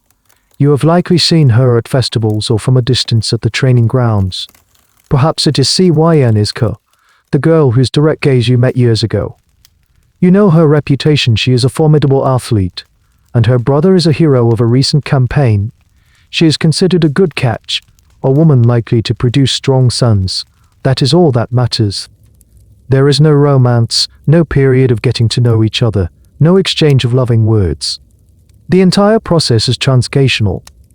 The negotiations between your mentor and her father are likely focused on practicalities.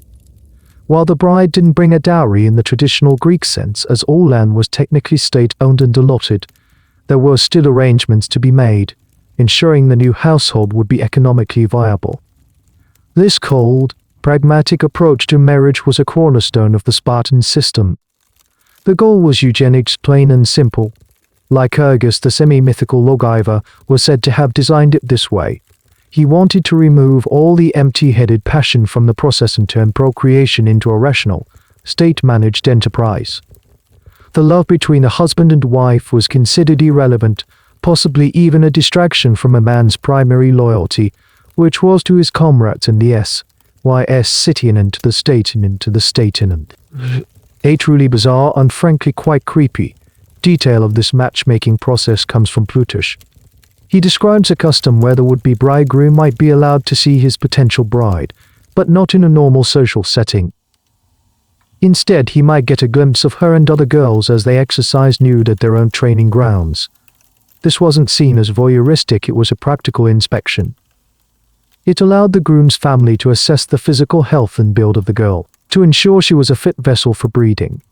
It's the ultimate expression of the objectification of the female body for the purpose of state building.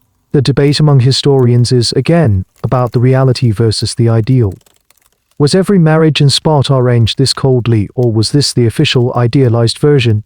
While in reality, personal attractions and preferences still played a role, it's hard to imagine that human emotion could be completely legislated away.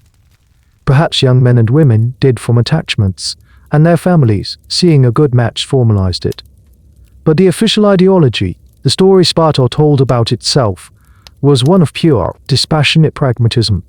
The needs of the collective trump the desires of the individual. Your mentor informs you that the match has been made. Cynska will be your wife. You feel a strange mix of emotions. There is a sense of duty fulfilled, of taking the next step in the prescribed life of a Spartan man. There is perhaps a flicker of pride that you have been matched with a woman from such a respected family. But there is also a profound sense of detachment. You are about to be bound to a woman you barely know, not for love or companionship, but to produce an heir. You are given instructions for the wedding. There will be no public ceremony, no feast, no celebration with family and friends. A Spartan wedding is not a joyful union, it is a clandestine operation, an act of ritualized abduction that is shrouded in darkness and secrecy. You are told when and where you must go to claim your bride. Your mission is not to woo her, but to capture her. The strangest night of your life is about to begin. The night of your wedding arrives. There is no moon. The air is heavy and still. You don't prepare by putting on fine clothes or jewelry. You eat your evening meal at the SYS City and with your messmates. They know what is about to happen, but little is said.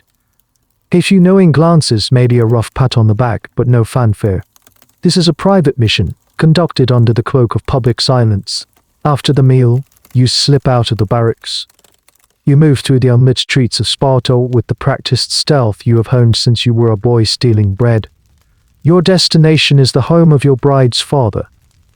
Your heart might be pounding, but your face is a mask of calm determination. This is a duty, a ritual, and you will perform it with the same discipline you would bring to the battlefield. The plan has been coordinated. You are not breaking into a hostile house. Her family is expecting you. But the entire event is staged as a capture, a symbolic abduction. You arrive at the designated spot. The door is left slightly ajar. The house is dark and quiet. Her father and mother are nowhere to be seen. They have made themselves scarce to preserve the fiction of the event. Your bride is not waiting for you in a beautiful white dress, surrounded by her handmaidens. She is alone in a darkened room, prepared for you not by her mother, but by an infocomos, a sort of bridal attendant. And her preparation is one of the strangest parts of the entire custom. This is the Spartan harpage, the ritualized seizure or abduction of the bride. It's a performance of masculine aggression and dominance. By stealing his bride, the groom reenacts a more ancient, primitive form of marriage by capture. It symbolically severs the bride's ties to her own family and places her squarely under the ownership of her new husband.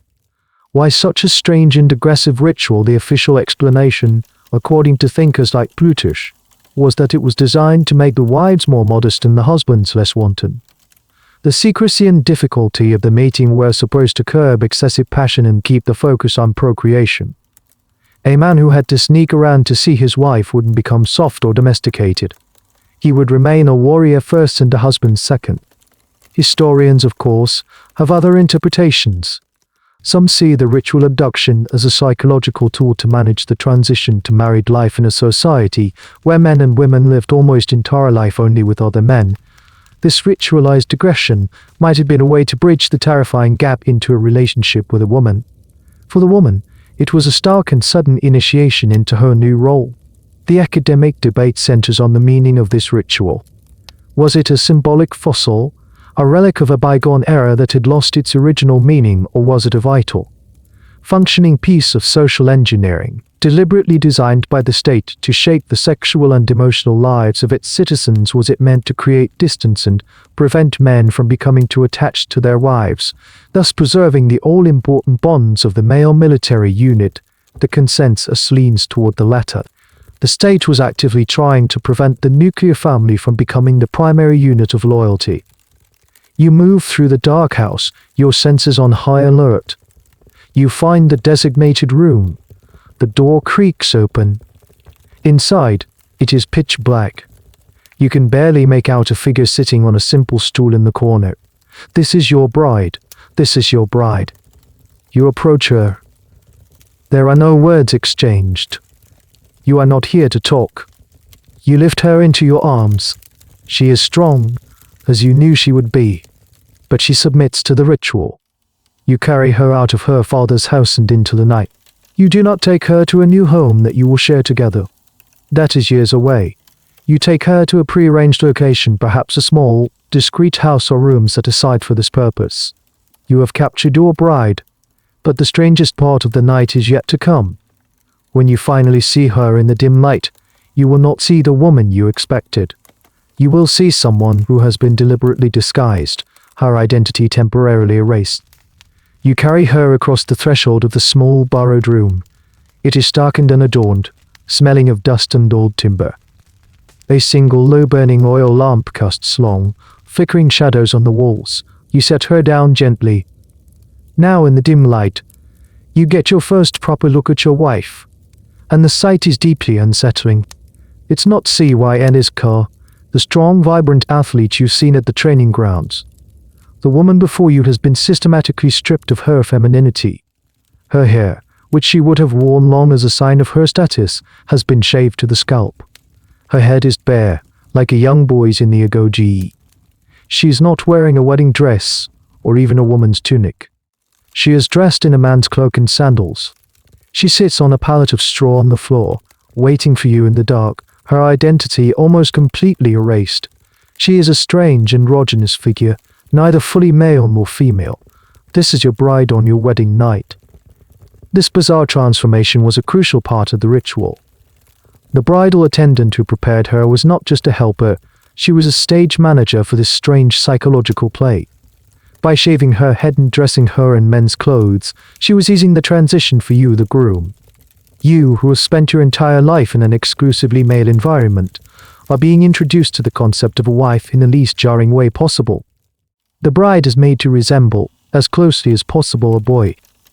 The primary purpose, as ancient writers like Plutarch explicitly state, was to make the first encounter less shocking for the groom. He argues that this disguise helped the husband overcome his natural shyness or awkwardness around women. In a society that institutionalized pederastic relationships between men and boys as the primary emotional and educational bond, the first sexual encounter with a woman was likely a moment of great anxiety. The state, in its infinite, creepy wisdom, had engineered a solution make the woman look like a boy. But there were likely other reasons too. For the bride, this must have been a profoundly disorienting and possibly traumatic experience. It was a symbolic stripping away of her old identity as a daughter and an athlete. She was being remade, her individuality temporarily erased, before she could be reborn as a wife and, hopefully, a mother. The shorn head was a mark of her new status, a visible sign that she was no longer an unmarried girl. One of the less discussed but fascinating details is what happened to the hair. In other parts of Greece, a bride might offer a lock of her hair to a goddess as a rite of passage. It's possible the Spartan bride's shorn hair had a similar religious significance, perhaps an offering to a deity associated with marriage or fertility, like Hera. But our sources are silent on this. We are left with the stark, powerful image of the bold bride in the dark room. The historical debate around this custom is intense. Is Plutarch's explanation that it was all for the groom's benefit the whole story, or is that a male-centric interpretation that completely ignores the bride's experience? Some feminist historians argue that this ritual was a brutal act of psychological subjugation, a way to break the spirit of the famously independent Spartan women and force them into a submissive role. It was a reminder that, for all their athletic training and public freedom, their ultimate purpose was defined by men and the state.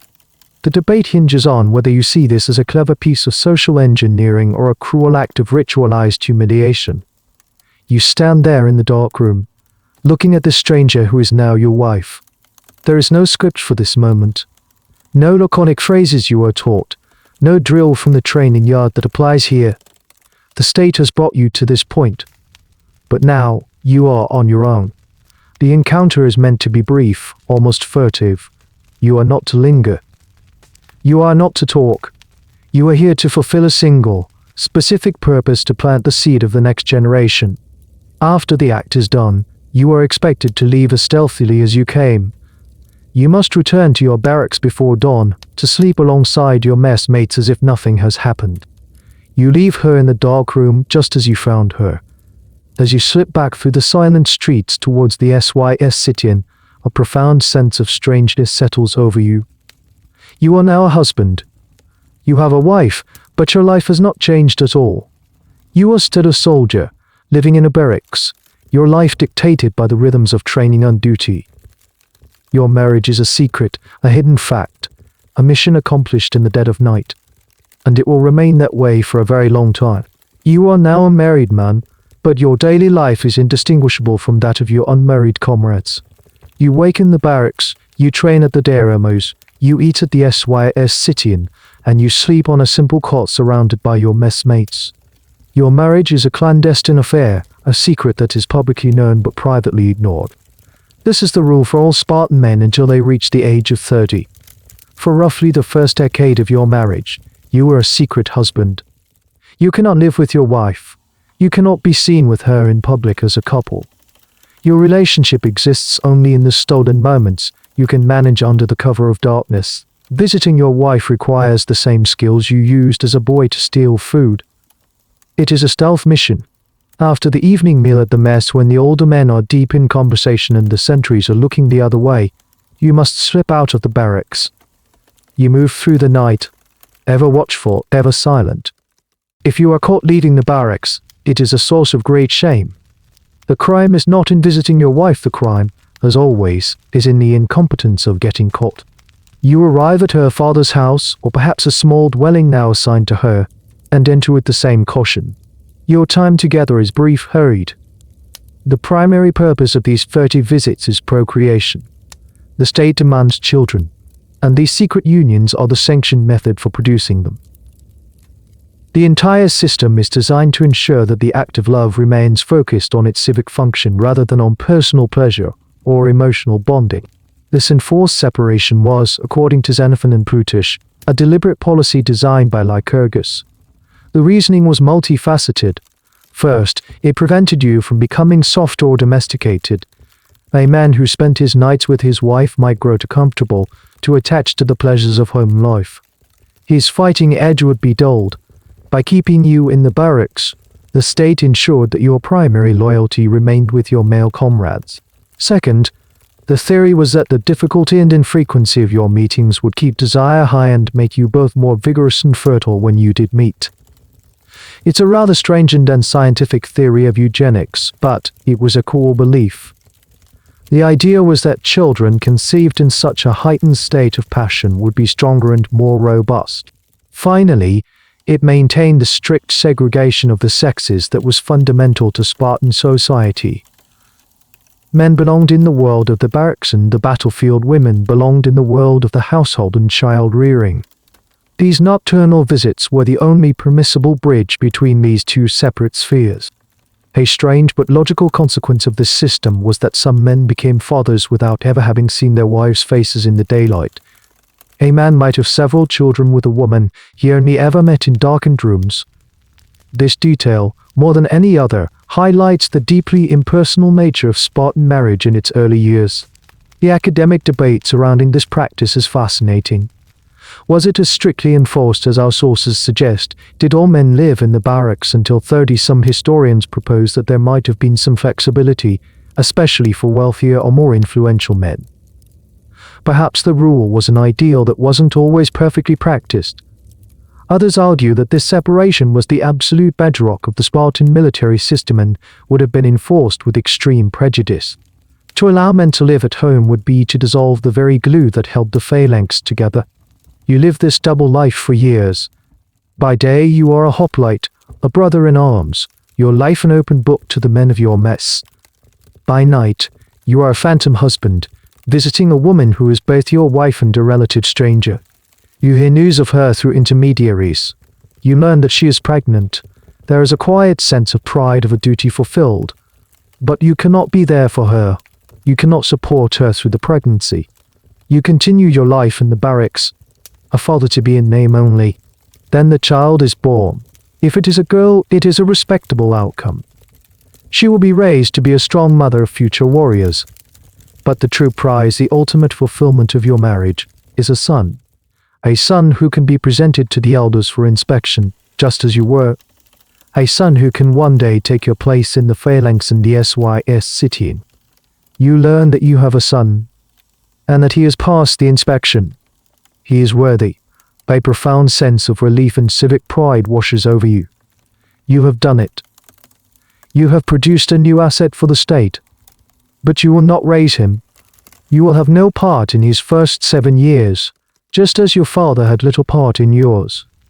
You are his father, but the state will be his parent. Your secret marriage has borne its public fruit. You are a father. The news is delivered to you at the SYS Citian, perhaps by your mentor or your father-in-law. It's a public acknowledgement of a private act. Your messmates might offer rough congratulations. You have fulfilled the fundamental duty of a Spartan citizen. But this is not a moment for personal joy, it's a moment of civic accomplishment. You haven't just had a son, you have contributed a future soldier to the state. The pressure to procreate in Sparta was immense and overt. A man who remained unmarried for too long was publicly shamed. There were rituals where bachelors were marched through the agora in the winter, singing songs about how they deserved their miserable, lonely state for disobeying the laws of Lycurgus. The state needed a constant supply of new bodies to replace those lost in battle and to maintain the numerical superiority over the helots. Your womb and your wife's were instruments of state policy. Now that you have a son, that pressure intensifies in a new way. Your child is not yours. From the moment he passed the inspection by the elders, he became the property of the state. You have no parental rights in the modern sense. You will not teach him his first words. You will not guide his first steps. You will not be the primary male figure in his life. That role belongs to the collective. For the first 7 years, he will be in the care of your wife. Cyn is her. Her task is the same one your mother had to begin the hardening process. To raise a child who does not cry, who is not a picky eater, and who is not afraid of the dark. You are an occasional visitor in this process, a shadowy figure who appears at night. Your son may know who you are, but your relationship is distant, formal. You are not daddy, you are the man from the barracks. This system had a profound impact on the concept of fatherhood. Your primary role was not emotional, but genetic and economic. You provided the seed, and you ensured that your Kaileros, your land allotment, produced enough to support your contribution to the SYS citizen and, eventually, your sons. A very strange and telling piece of Spartan law underscores this focus on genetics over personal bonds.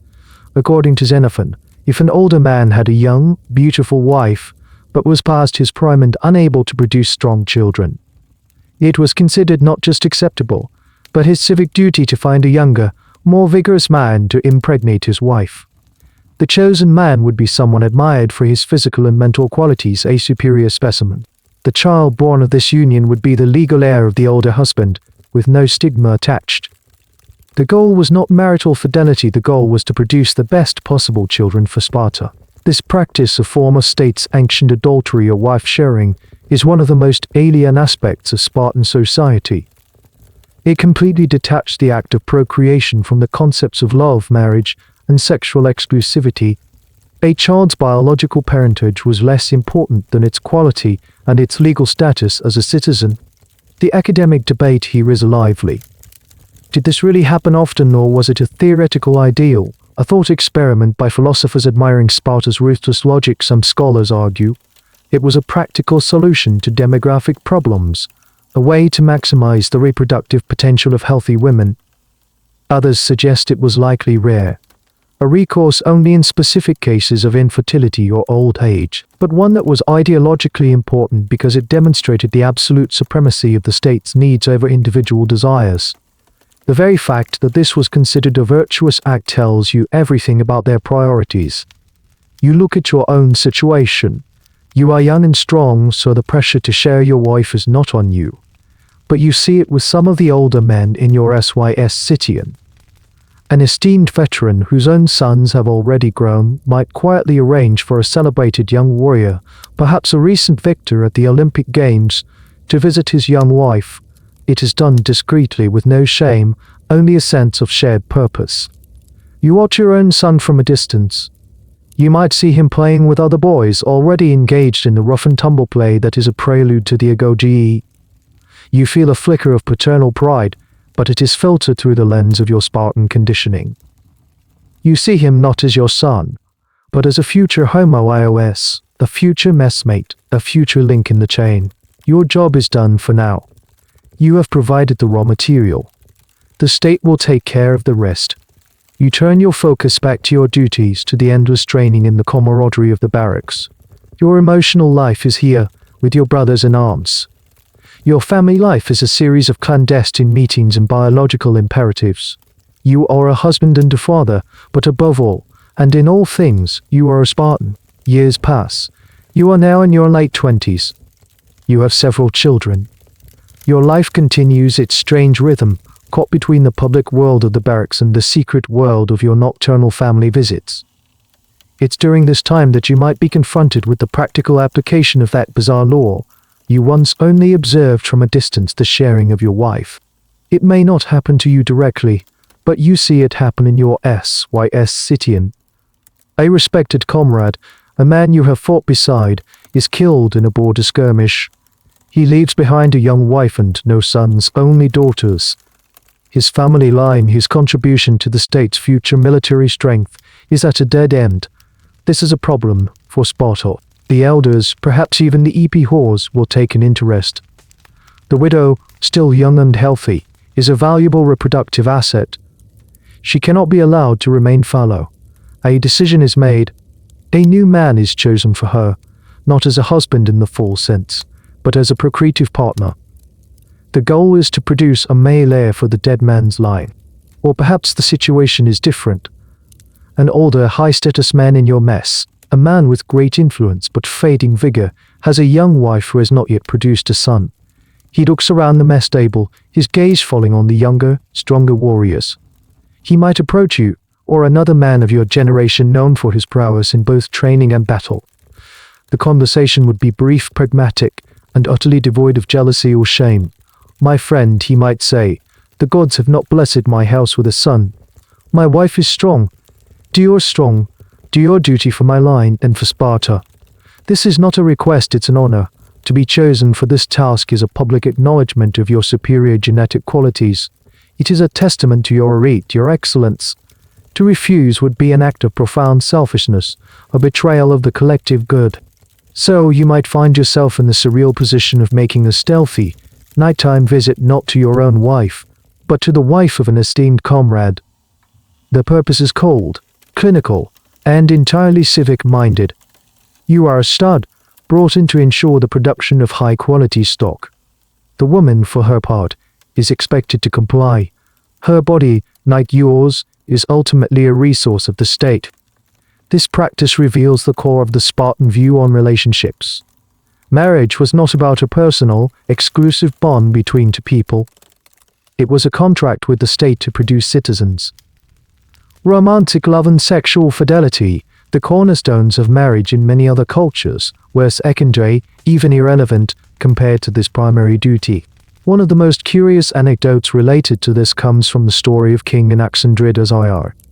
He had a wife he loved, but she was barren. The EP whores, deeply concerned about the lack of a royal heir, did not order him to set her aside. Instead, they came up with a uniquely Spartan solution.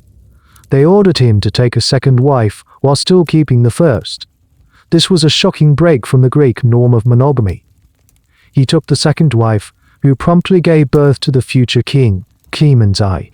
In a final strange twist, his first barren wife also became pregnant and gave birth to 3 more children, including the legendary Leonidas of Thermopylae fame. This story, whether entirely true or not, is a powerful illustration of the Spartan mindset. The continuation of the royal bloodline was so important that it justified polygamy, a practice abhorrent to other Greeks. The state's needs could literally rewrite the rules of marriage. Historians debate the social and emotional consequences of this system. Did it create a society free from jealousy and possessiveness, as its admirers like Xenophon claimed, or did it create a world of deep emotional confusion and insecurity? Could a woman feel secure in her marriage if she knew she could be loaned out for reproductive purposes? Could a man truly love a wife who was not exclusively his? It's likely that the official ideology of detached duty masked a much more complex and messy emotional reality. Stoic exterior of the Spartan warrior might have been a necessary shield to hide the tangled feelings that such a system would inevitably produce. You see the children born of these arrangements. They are raised as the legitimate heirs of the legal father, the older man. The biological father has no claim, no special relationship. He has simply performed a service for a comrade and for the state. This system forces you to reconsider the very meaning of family. Is a son the boy your wife bore, or the one you are legally responsible for? As a wife the woman you are bound to, or is she a partner in a shared civic project? The lines are blurry, intentionally so. The state has inserted itself, so deeply into the fabric of your personal life that the two have become inseparable. Your love, your desire, your family, none of it is truly your own. It all belongs to Sparta. You live in this world of contradictions for a decade. A world where you are a husband but not a partner, a father but not a parent. A world where intimacy is a furtive act and procreation is a public duty. A world where the woman you are married to might be asked to bear a child for another man, for the good of the state. In this environment, what does love even mean? The Spartan system was masterful at deconstructing what other cultures would consider natural human emotions. Romantic love, the intense, exclusive bond between two individuals, was treated as a dangerous and destabilizing force. It created private loyalties that could compete with one's loyalty to the state and to one's comrades. Therefore, it had to be managed, diluted, and redirected. Your primary emotional bond was meant to be with your fellow soldiers in the SYS Citian and, before that, with your mentor in the Agoge. The love between men, philia, was celebrated and encouraged. This was the love that held the phalanx together. A man would fight to the death for his comrades, for the man whose shield protected his right side. This was a noble, virtuous love that served the state. In contrast, the love for a woman eros was treated with suspicion. The secretive nature of marriage, the enforced separation, the practice of wife sharing, all of it seems designed to prevent a man from becoming too attached to his wife. She was the mother of his children, a partner in his civic duty, but she was not supposed to be the center of his emotional world. And yet, is it possible to completely erase such a fundamental human emotion? You think of Cyn as Ka. You have known her now for years, albeit mostly in darkened rooms. You have seen her raise your children with the same strength and discipline she brings to everything. You have come to respect her, to admire her.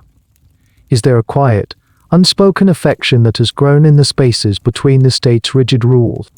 Perhaps love in Sparta did exist, but it took on a different form. It wasn't about passionate declarations or public displays of affection. It might have been a love built on shared duty and mutual respect. A quiet understanding between two people who were both serving the same unforgiving system. A look exchanged across a crowded festival, a brief touch of hands in the darkness. These might have been the currency of love in a world that forbade its open expression. A fascinating bit of archaeological evidence offers a hint. Spartan graves are famously austere. Most citizens were buried with nothing but their red cloak. However, some graves have been found with small, simple offerings. And at a sanctuary to Helen and Menelaus, the original, famously complicated Spartan couple, votive offerings have been found that seem to be from women, perhaps seeking divine favor in their relationships. These small traces suggest that behind the iron mask of Spartan stoicism, there were personal hopes, fears, and affections. The great historical debate here is whether the Spartans were emotional anomalies, a people who had successfully reached Ninda their own humanity, or if they were simply better at hiding their feelings than anyone else. Were they truly the stoic supermen their propaganda made them out to be, or were they just as emotionally complex as any Athenian, but forced by their culture to maintain a facade of pure, unfeeling discipline? Most modern historians lean towards the latter, arguing that no state can ever completely legislate away the human heart. The cost of this suppression, however, must have been immense. You think of the most famous story of Spartan love, though it is between a mother and a son, the tale of the mother who, upon seeing her son return from battle as a deserter, said nothing, but simply lifted her skirt. The meaning was devastatingly clear. Did you come from here only to shame me? Crawl back inside. Whether true or not, it shows that the most powerful love in Sparta was inextricably linked with honor and duty to the state. Love was conditional upon fulfilling your role. As you near your 30th birthday, you find yourself contemplating these things in the quiet moments. You have served the state with your body, your discipline, and your seed. You have a wife you respect but barely know. You have children who are being raised by others. You have comrades for whom you would die without hesitation. You have lived a life according to the laws of Lycurgus. But in the dead of night, lying on your cot in the barracks, you might wonder what it would be like to simply love someone, without condition, without the state watching over your shoulder. It is a dangerous, fleeting thought, one you quickly push away. It is the thought of an individual, and you are not an individual. You are a Spartan. And your final transition into full manhood is about to begin. Your 30th birthday arrives. It is the most significant milestone of your life.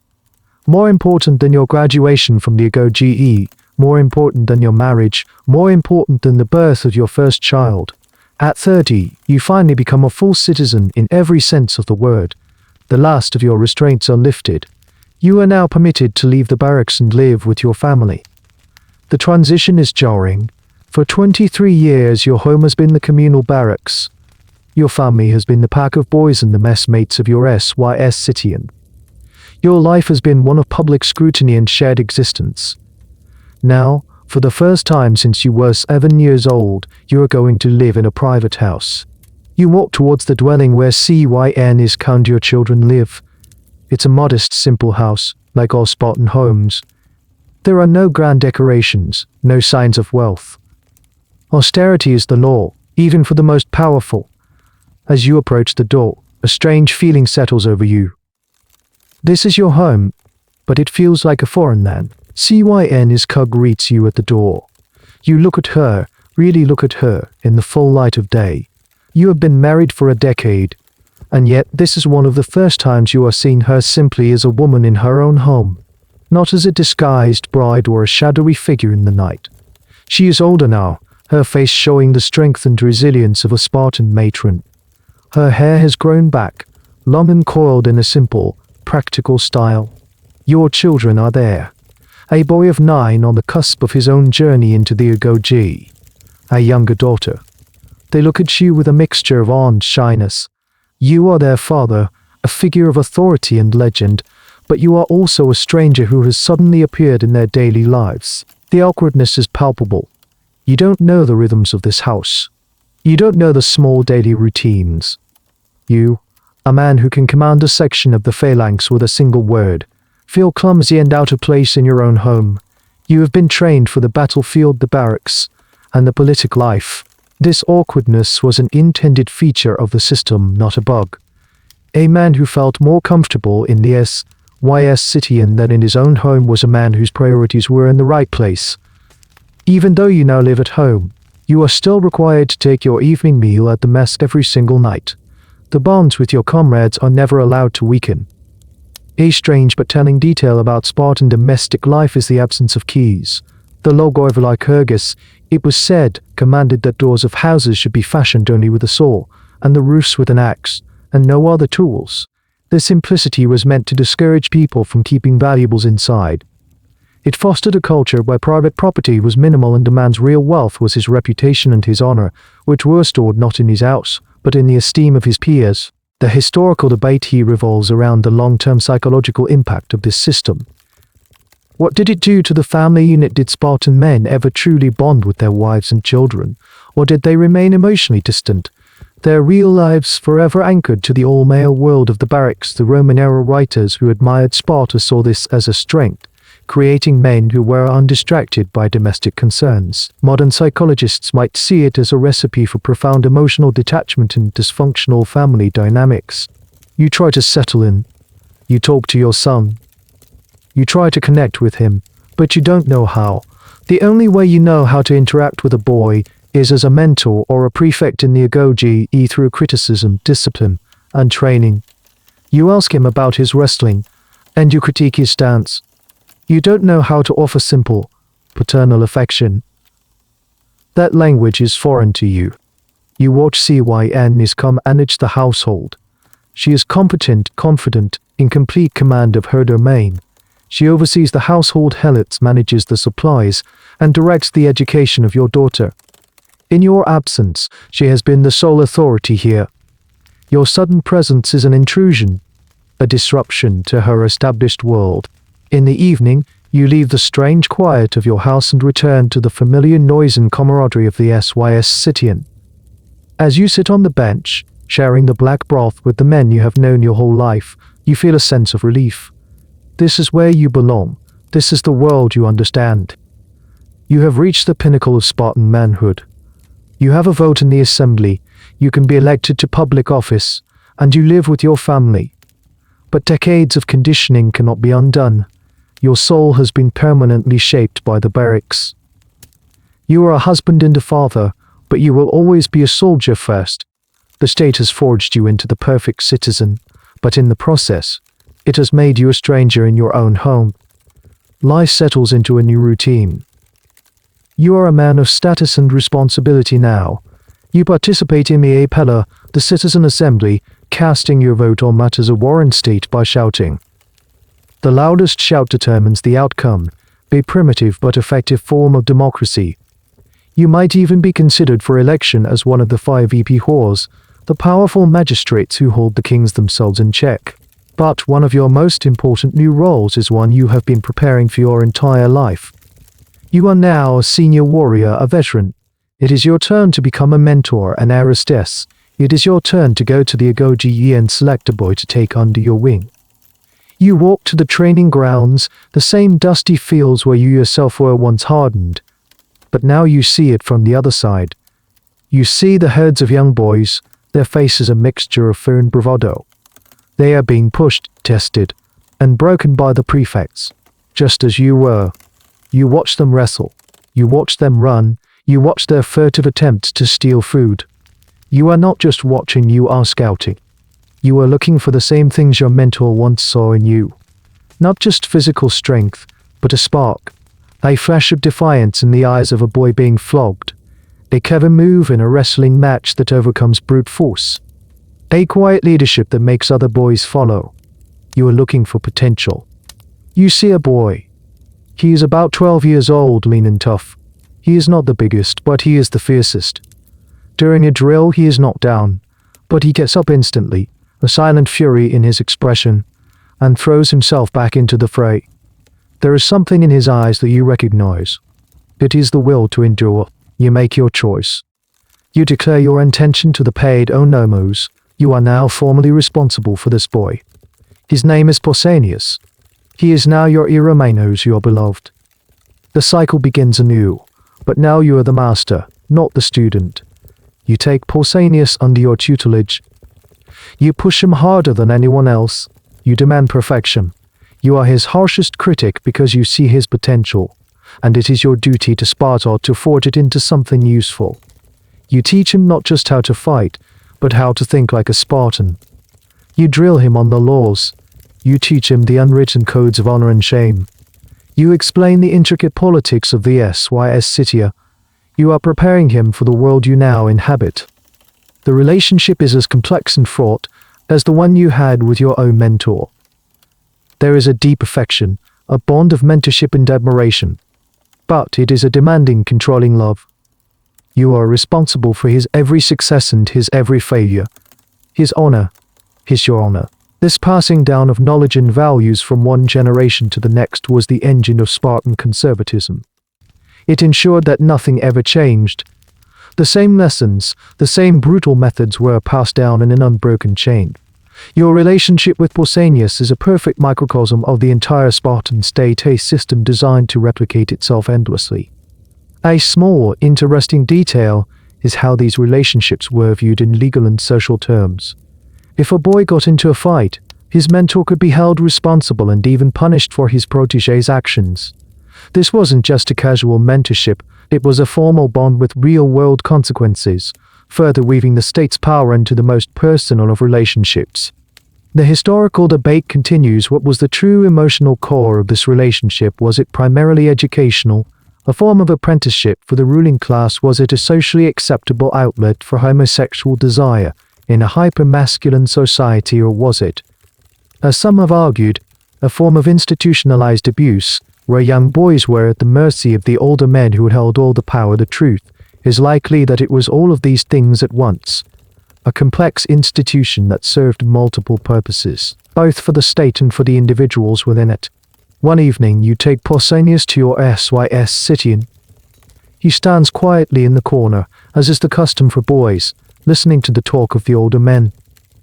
He watches you interact with your messmates, the men who are his future. He sees the rough humor, the sharp debates, the unspoken bonds of loyalty. You are showing him the world he is fighting to join. Later, as you walk back from the mess hall, you quiz him. Pausanias, Why did Teleclus criticize the king's plan for the new campaign? The boy thinks for a moment, his young face serious. Because he says, it relies too much on the cavalry from our allies. It shows a lack of faith in the hoplite, which is our true strength. It is a plan born of caution, not of Spartan spirit. You look at him, and for a moment you see a reflection of yourself 20 years ago. The answer is sharp, insightful, and perfectly Spartan. A flicker of pride, fierce and possessive, goes through you. He is learning. You are now a link in the chain, a conduit for the values that were beaten into you. You are shaping the next generation in the image of the last. You are doing your duty. The boy Pausanias will one day take your place in the phalanx, and here, on the training grounds, as a mentor to another boy. The survival of Sparta depends on it. You are an old man now. Your hair, once long and proudly worn, is now thin and white. Your body, once a weapon, is a landscape of old wounds and aching joints. You have outlived many of the men you fought beside. You have seen kings come and go. You sit in the sun near the Diromos, watching the new generations of boys being forged in the same fires that shaped you. You have fulfilled every duty the state demanded. You fought in a dozen campaigns, from the plains of the Peloponnese to the shores of Asia Minor. Your shield never fell. You produced strong sons who followed you into the Agoge and the Sys Citian. One of them died bravely in battle. And you mourned him with the quiet, stoic pride that was expected of you. You served a term as an EPHO, wielding the great power of that office with the gravity it required. You have been a mentor to many boys, shaping them into proper Spartans. Your life has been a textbook example of Spartan virtue. You look back on the strange and brutal part of your life. The inspection at birth, the cold comfort of your mother, the terror and hunger of the Agoge, the whips at the altar of Artemis, the guiding hand of your mentor, the secret missions of the Cryptia, the blood and dust of the battlefield, the politics of the mess hall, the bizarre ritual of your wedding night, the secret life as a husband, the distant pride of fatherhood. It all seems like a single, coherent story, a life designed by a single, demanding author Sparta. It is now in your old age that you truly understand the power of the laconic phrase. You have become a master of it. Your words are few, but they carry the weight of a lifetime of experience. When you speak in the Gerousia, the council of elders to which you have been elected, the assembly falls silent. They listen not to eloquence, but to wisdom that has been earned through action and silence. The laconic wit, for which Sparta was famous, was not just a clever way of speaking. It was the endpoint of your entire education. You were taught from childhood to despise wasted words, just as you despised wasted food or wasted emotion. A true Spartan could distill a complex situation down to its barest, most essential truth. You remember the famous stories. When Philip of Macedon, Alexander was conquering Greece, he sent a threatening message to Sparta: you are advised to submit without further delay. For if I bring my army into your land, I will destroy your farms, slay your people, and raze your city. The Spartan Epihors sent back a reply of a single word. If that one word contained everything: defiance, confidence, a warning, and a supreme contempt for the blustering threats of a lesser man. It was the ultimate power move, a verbal weapon as effective as any spear. This verbal austerity, historians argue, was a reflection of Sparta's entire culture. It was a society that stripped everything down to its functional core. Their architecture was functional. Their education was functional. And their language was functional. There was no room for decorative flourishes in a city that was, in essence, a permanent military camp. The academic debate questions whether this laconic nature was a sign of intellectual simplicity or profound self-control.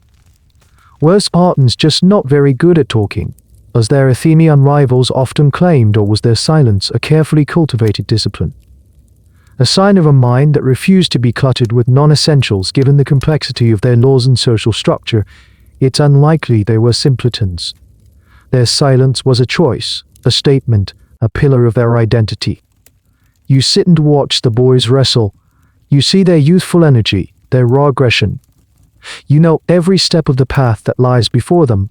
You know the pain, the fear, and the ultimate pride they will feel if they survive. Your grandson, your son's son, runs over to you. He is 7 years old. In a few days, he will be taken from his mother and will enter the agoge. He looks at you with wide, questioning eyes. He knows what is coming. You place a hand on his head, your calloused, scarred fingers touching his soft hair. You do not offer him words of comfort or reassurance. That is not the Spartan way.